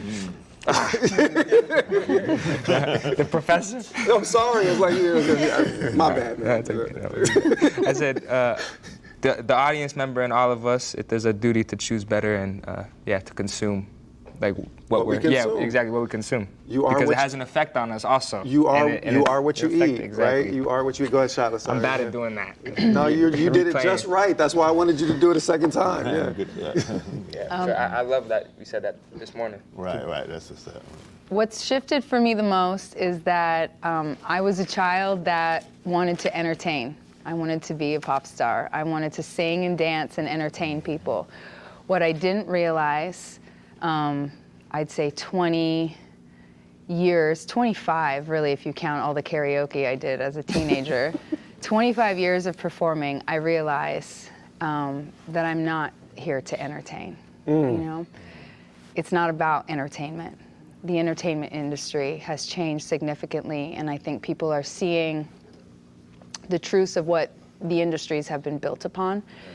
And behind all of that has been, of course, taking real talent and grooming that and making it into something that's sellable. And we have artists over here who are I believe, are we all independent? All independent. We're all independent, right? Yep. This means we've never been on a label. I've never even had a manager, and just only recently had booking agent, who's scouting. Everything else I've done myself. I've been self-driven, since I was very young.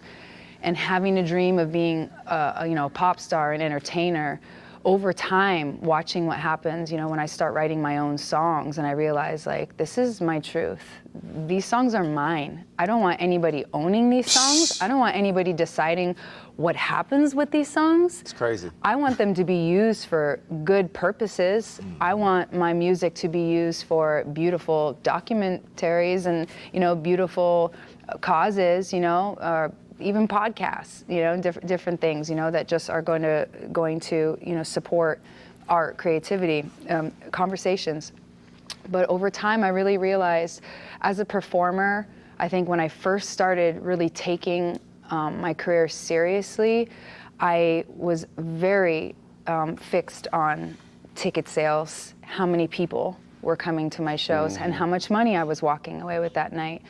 And I remember one night, specifically when I was standing on stage and people were getting there, and I remember looking around the room and I was like, how many people do I got tonight? And I heard that voice, and it was just like, it doesn't matter.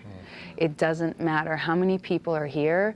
You're not here to sell tickets. You're here to make people feel.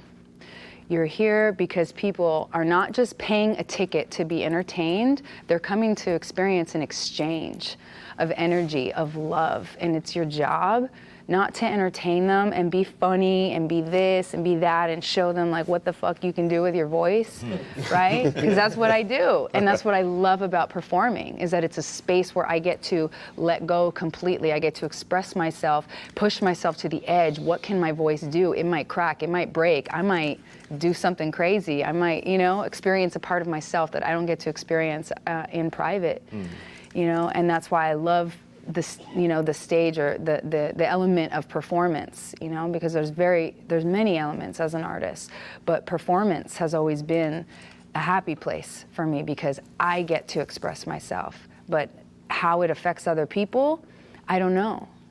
I just try to be myself in those moments and support everyone else to go home being more of themselves. And I always make sure to remind them of that.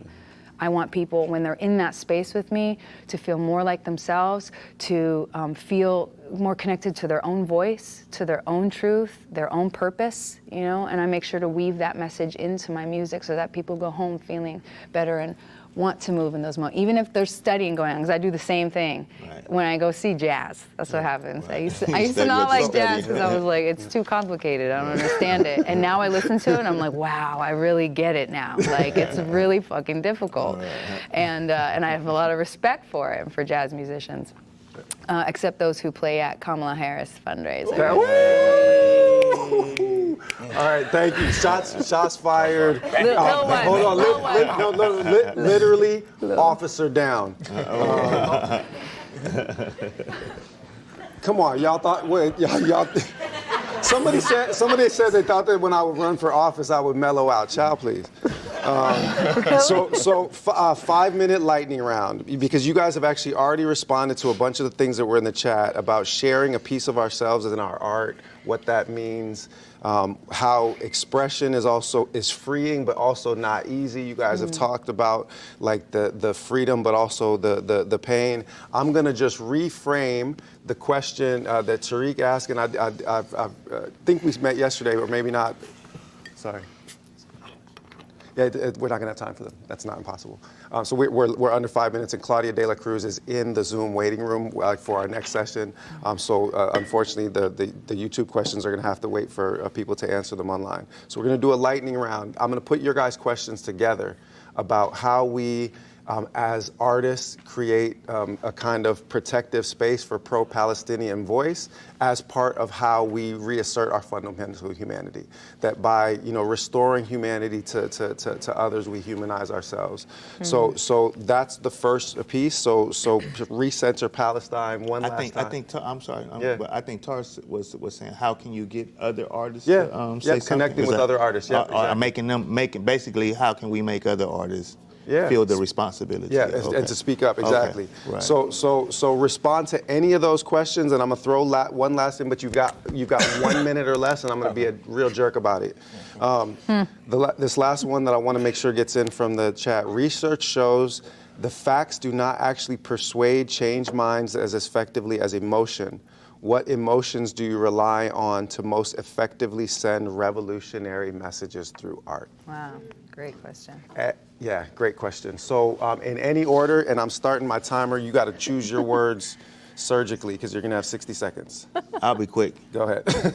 Tarek, there ain't nothing we can do to make another person, there ain't nothing. If artists feel it, then they feel it and stuff. But there ain't nothing that I'd be like, yo, man, you need to, you know what I'm saying? Initially we do kind of do that but no, nothing. Ain't nothing. Either they gonna feel it or not and stuff, you know what I'm saying? So there's personal journey, Yeah, right. It's either you wake up or you're not awake, Right. You conscious or you unconscious. Yeah. I think that there's a balance. I think you could only do so much, but it really, it's like even like the amount that somebody can give to it is up to them. It's like up to their own Right. you know what I'm saying? Like Right. you could tell somebody, they could be like, okay, like yeah, okay, I'm and they might not do what you would be doing and stuff. Yeah. So They're then somebody definitely not else will gonna be do what you critical. would be Man, doing, like why yeah. can't you be like such and such? Like, yo, they just not that person and stuff. You know what I'm saying? So it's like, they giving what they can give and stuff. So you have to at least they said something.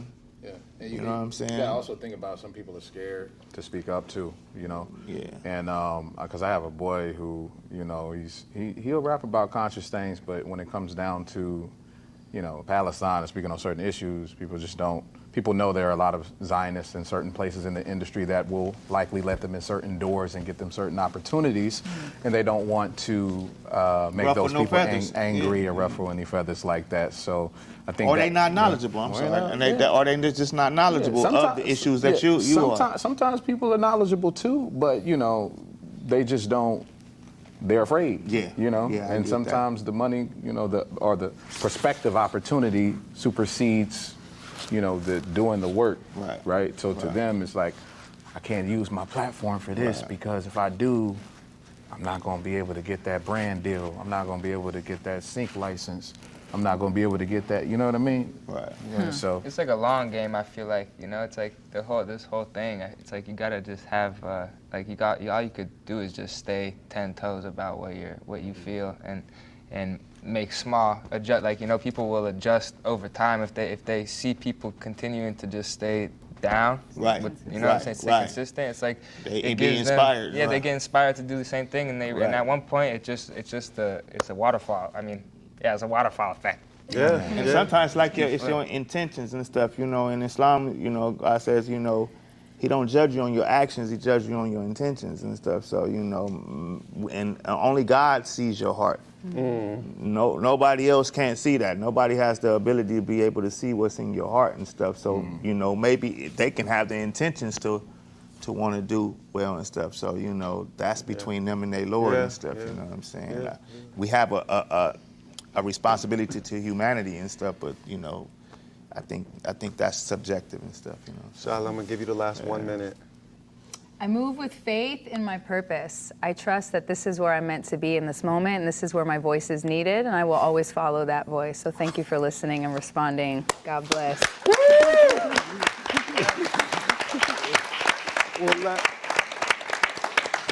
We'll let the ray of sunshine mic drop. done. Unfortunately, I've got the presidential candidate for PSL on hold in my Zoom waiting room. So everybody else has to just get mad at me and pocket their questions. So we're going to get that set up for the next conversation right now. Another round of applause for our.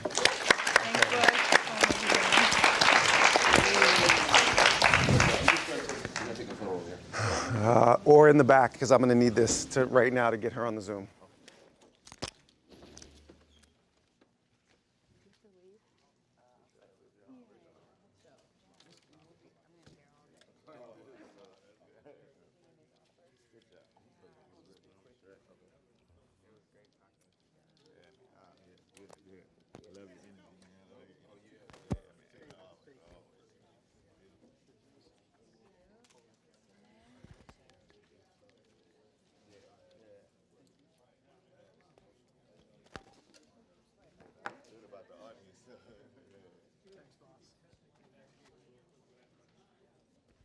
Hey. Oh, why didn't we do this before?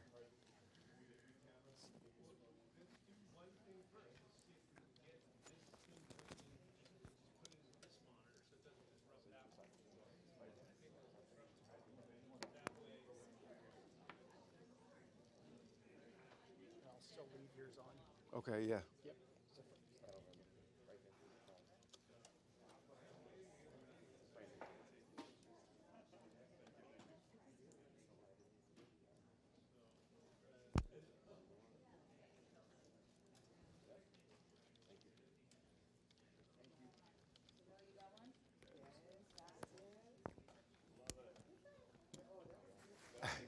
I love talking with you. Love it. It's always the best.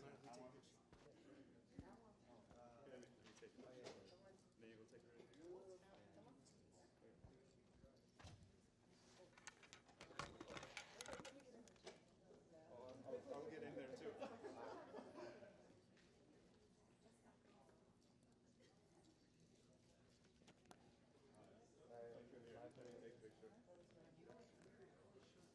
So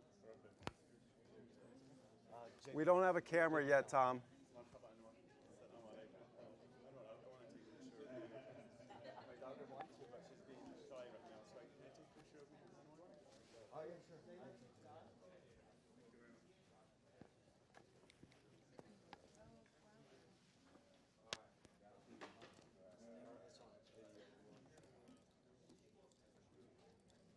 Big smile. That's what's up. Okay, you can't see me, but I can see you. Can you hear? Are you able to hear me or no?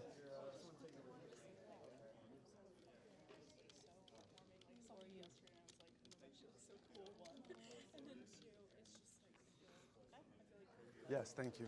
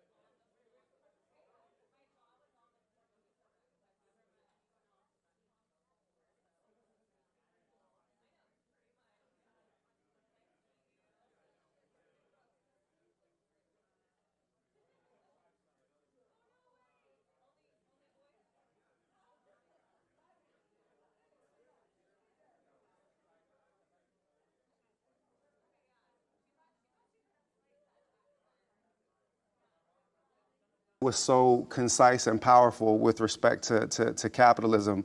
Would love to hear Claudia de la Cruz go in on white supremacy real quick.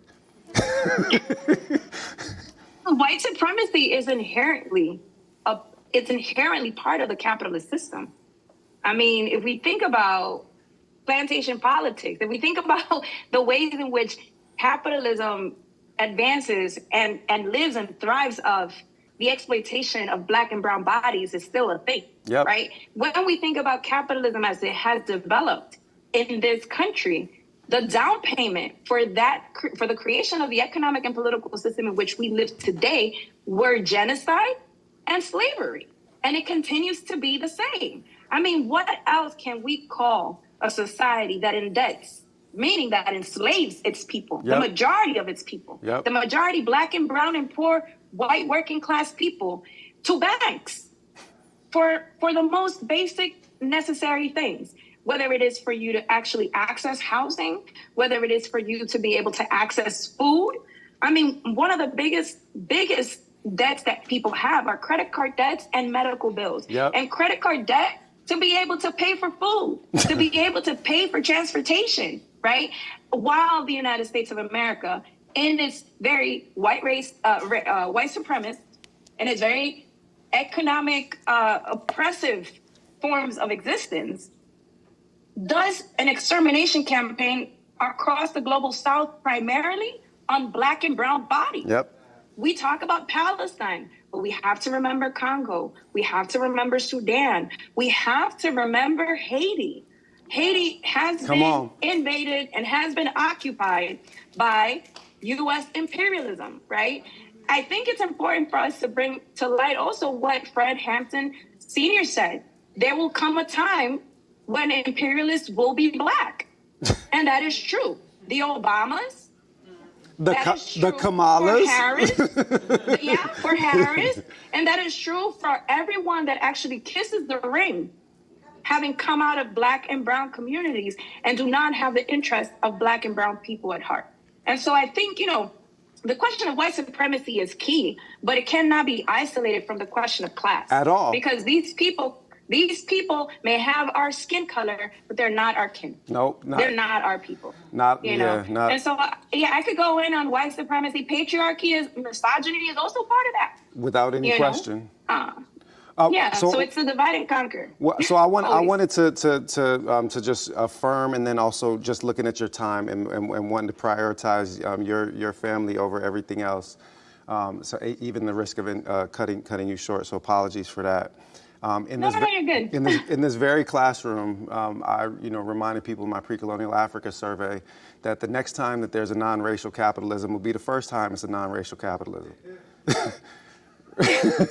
Right? That the system was founded on the commoditization of our bodies, and it has now been extended to the commoditization of every aspect of your interior and exterior lives, your tastes and preferences, your data. All of it is now for sale. And that commoditization of, humanity began with us as the laboratory. And then you mentioned Haiti. It was in this also very self-same classroom that I reminded people that war on Haiti began, so the United States of America is the second to last country to acknowledge the independence of Haiti, France, of course, being the last.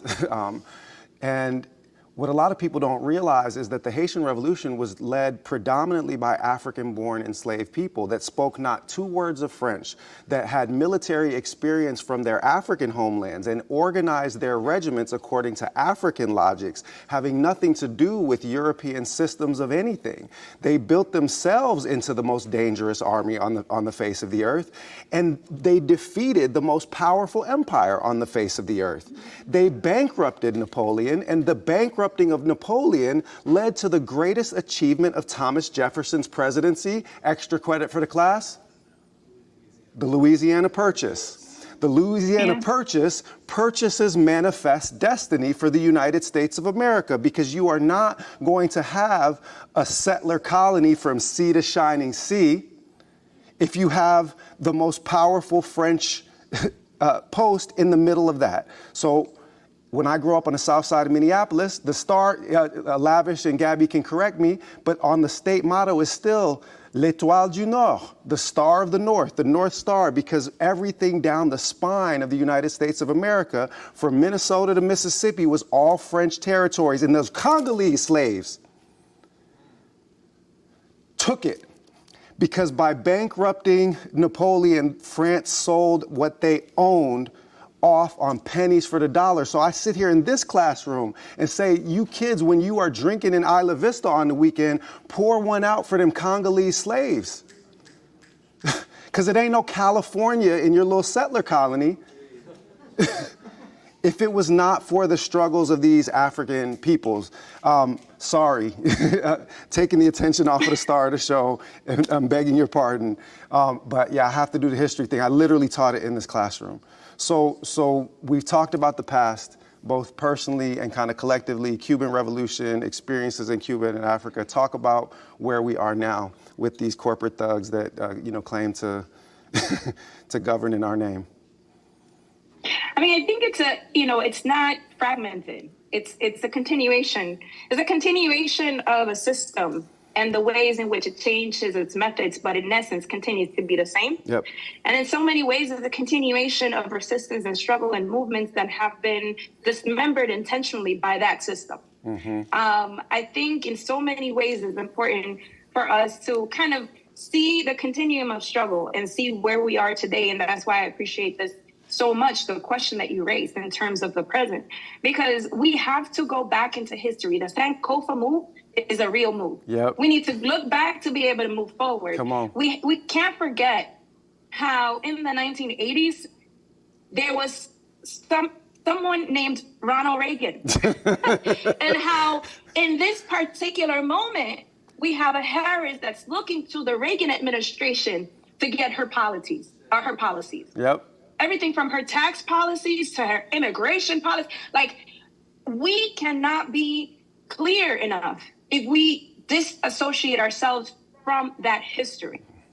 And I think in order for us to make the case, we need to bring up receipts. Because, and we need to bring up receipts. Yeah, we do, real. because our people, and I'm talking about the consciousness of the masses, not the people who are in the left or in the progressive. That's right. I'm talking about the majority of people in this country have been dismembered ideologically, have been depoliticized, have been detached from that history. And so we have an opportunity, and it's a huge challenge, but we have an opportunity when people are feeling it in their gut that this is not right, that something is wrong, to intervene and orient that feeling of discontent and hopelessness into something that is powerful, so powerful that the ruling class will have to reckon with it. I mean, we have the challenge of actually reactivating communities and having them become politically engaged, and hence the need for political organizations that do that, that actually help people reimagine society in a way that it reflects them. That's a challenge. But we also have the opportunity. I mean, and these are reports that you and I are not making. I mean, these are reports from Princeton that are saying, Brown University, that are saying that 69% of the population in the United States agree that there needs to be a deep economic and political transformation in this country. Yep. And 13% of those 69 believe that the system needs to be dismantled completely. Yep. It is not you and I that are revealing reports that are saying that Gen Z has become more and more progressive, one of the most progressive generations of our time. Yep. And we see it with their response towards the genocide in Gaza. Yep. They're unrelentless. They're unwavering. They are, it's not negotiable. Yep. They are in the streets every day demanding an end to this genocide. And having a clear understanding that beyond the end to this genocide is the end to the illegal occupation of Palestine by Israeli forces that will continue if we don't stop that occupation to promote and conduct genocide in that region. Yep. So our young people are clear that it's not only being anti-genocide, but it's being anti-U.S. imperialist. Yep. And so we have an opportunity to intervene in this moment and capture young minds and hearts and people who are tired of the system and activate them to work towards their interests. And so this moment next week is going to be a very, dynamic moment. It's going to be a very dynamic moment where, whoever loses is going to come out and say, well, we lost because of X, because of Y, because of Z, because of the migrants, because of the Green Party, because of the PSL, because of... They're going to scapegoat the hell out of all of us, so just get ready. They are going to blame everybody and their mama, but they will not assume responsibility for their deficiency and their inability to respond to the demands of the people. And we have to be there firmly to remind them that they created this grave and that they're going to have to live in it, because we're going to continue to build a movement that is strong enough to reckon with. And that clarity needs to be important, because what we can learn from history as well is that a lot of our movements have been co-opted. Yeah. One of the things that I feel so deeply with this movement, with this new generation of people that are coming into movement now, is that they're unwilling to be co-opted. Yep. These students raised those encampments. They were beaten to the pulp. They were penalized. A lot of them lost a lot of their privileges in these universities, and they continue to organize. Yep. And that is a great thing to see, a very inspiring thing to see. Yeah. Regardless of whoever wins the position of becoming the tenant of the White House next, we have a responsibility, and we have a responsibility to that history we're talking about. Yep. We have a responsibility to the Black and brown bodies that were enslaved in this country, Yep. and to the Black and brown bodies that become part of the mass incarceration system, Yep. and are lynched. You know, we have a responsibility for the families of more than 800 people who die in this country from poverty-related issues in the wealthiest country in the world. And so if we call ourselves progressive, if we call ourselves radicals, revolutionaries, socialists, we must be engaged in every corner of this country, organizing and mobilizing and educating our people. Come on. There is nothing we will gain simply from being politically active every election cycle. We have to do this work every day. That's exactly it. So I'll underline just a couple of things. Your radicalization began at 13, mine I would say 15, reading the autobiography of Malcolm X, brought me to Islam, brought me to the Black radical tradition. Malcolm said, we are not outnumbered, we are out-organized. That's right. Right? And he also said, though, never let your enemy tell you how many of you there are. The reality is that, like, the people that are behind us are numerous and they are strong.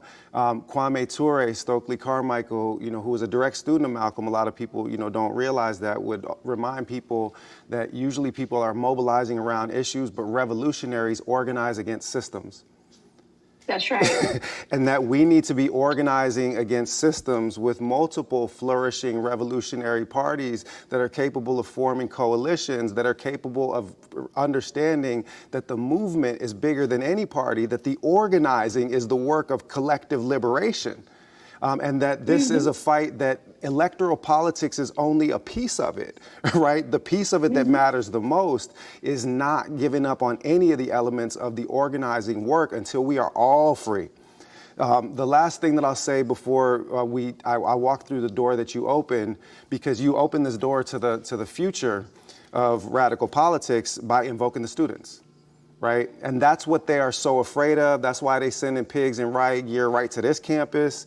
You know, almost 200, you know, cops in riot gear to come move 30 kids off of an encampment. You know, well, what are they so afraid of? They're so afraid of the future.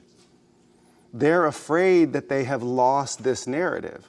And to go back to where you started, and I'll just have to say this, Ronald Reagan. In 1982, Ronald Reagan got on the phone in the midst of the Zionist entity's genocidal assault on Lebanon, and he told Menachem Begin that he was engaged in a Holocaust against the Lebanese people, explicitly and intentionally using the same term to use to refer to the Nazi extermination of the Jews. Ronald Reagan, black-hearted son of a bitch that he was, had enough sense to make that phone call. Joe Biden could make that phone call at any time on October 7th, November 7th, December 7th, January 7th. Kamala Harris could make a statement to that effect at any time, whether she had the power to exercise it or not.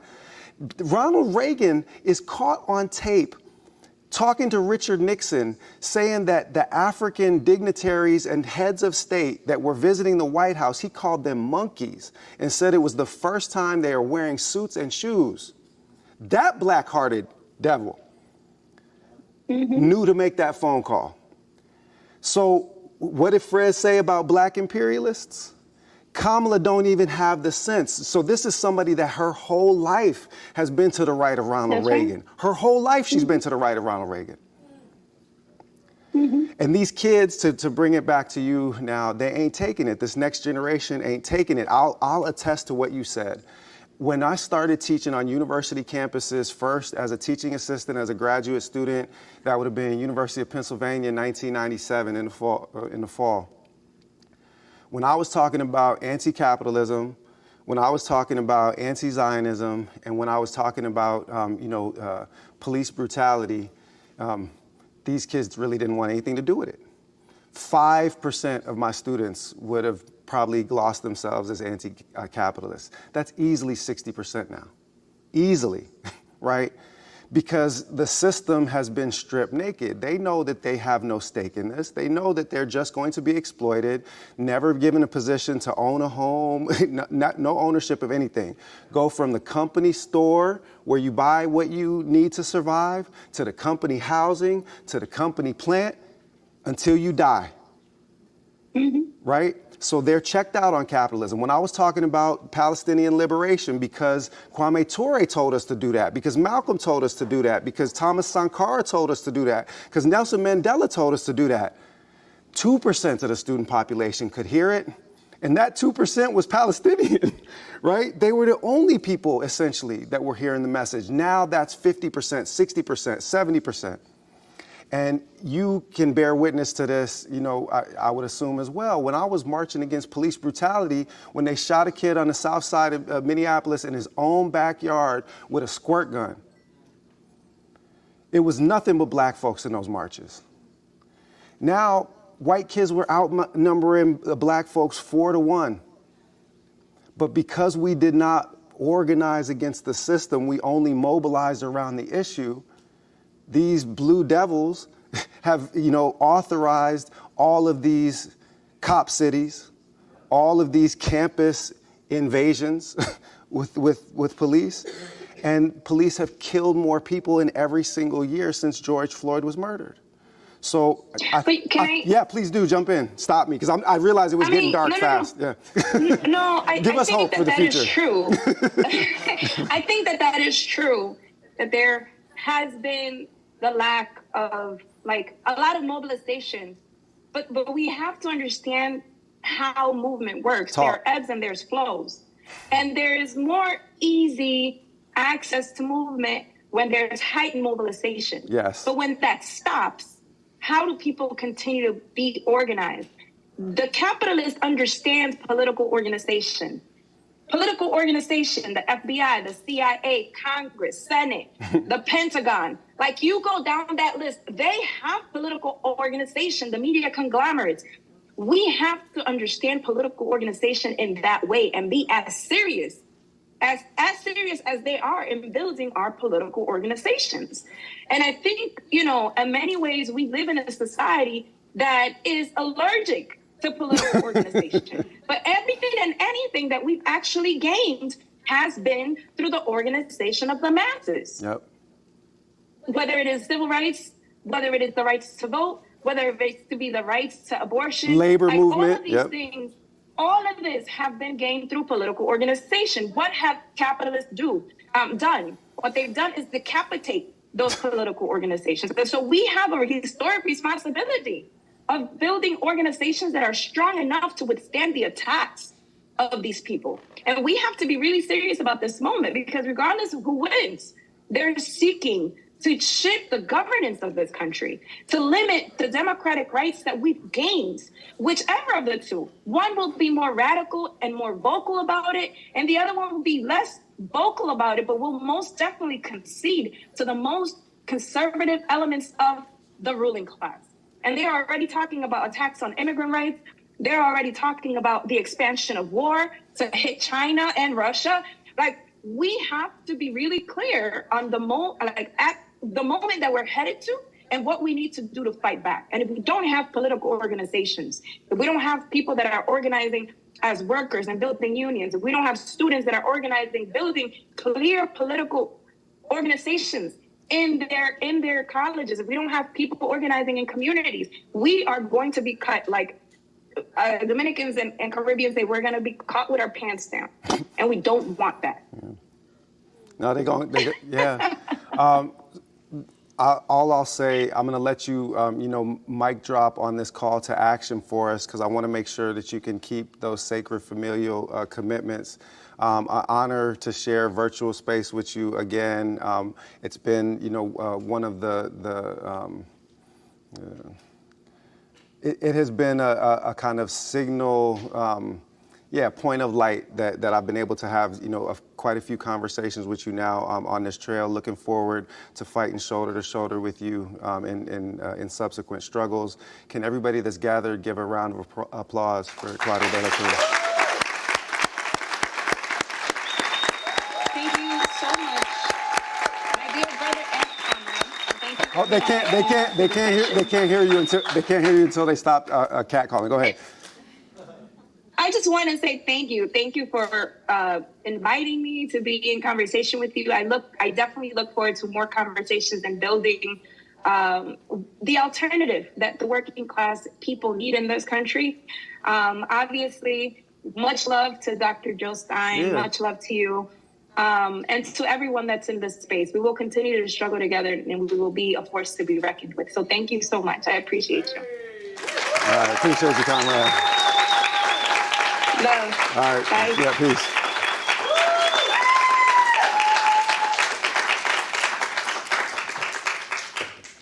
And for the first time all weekend, we are ending on time. So everybody, we are officially on break until 3 p.m. When we reconvene, we will be reconvening at Campbell Hall, the big rotunda-shaped building that's about 100 yards north of where we are currently situated. And we will have a number of addresses. You'll hear again from Anwar Hadid. You will hear Dr. Jill Stein's keynote. You will hear the singer-songwriter talent of Shylah Ray, Daisy Draper. And if you have not yet heard a vice presidential candidate spit bars over beats that he himself made, yeah, then y'all are in for a treat. I'll see y'all in a little bit. Yeah.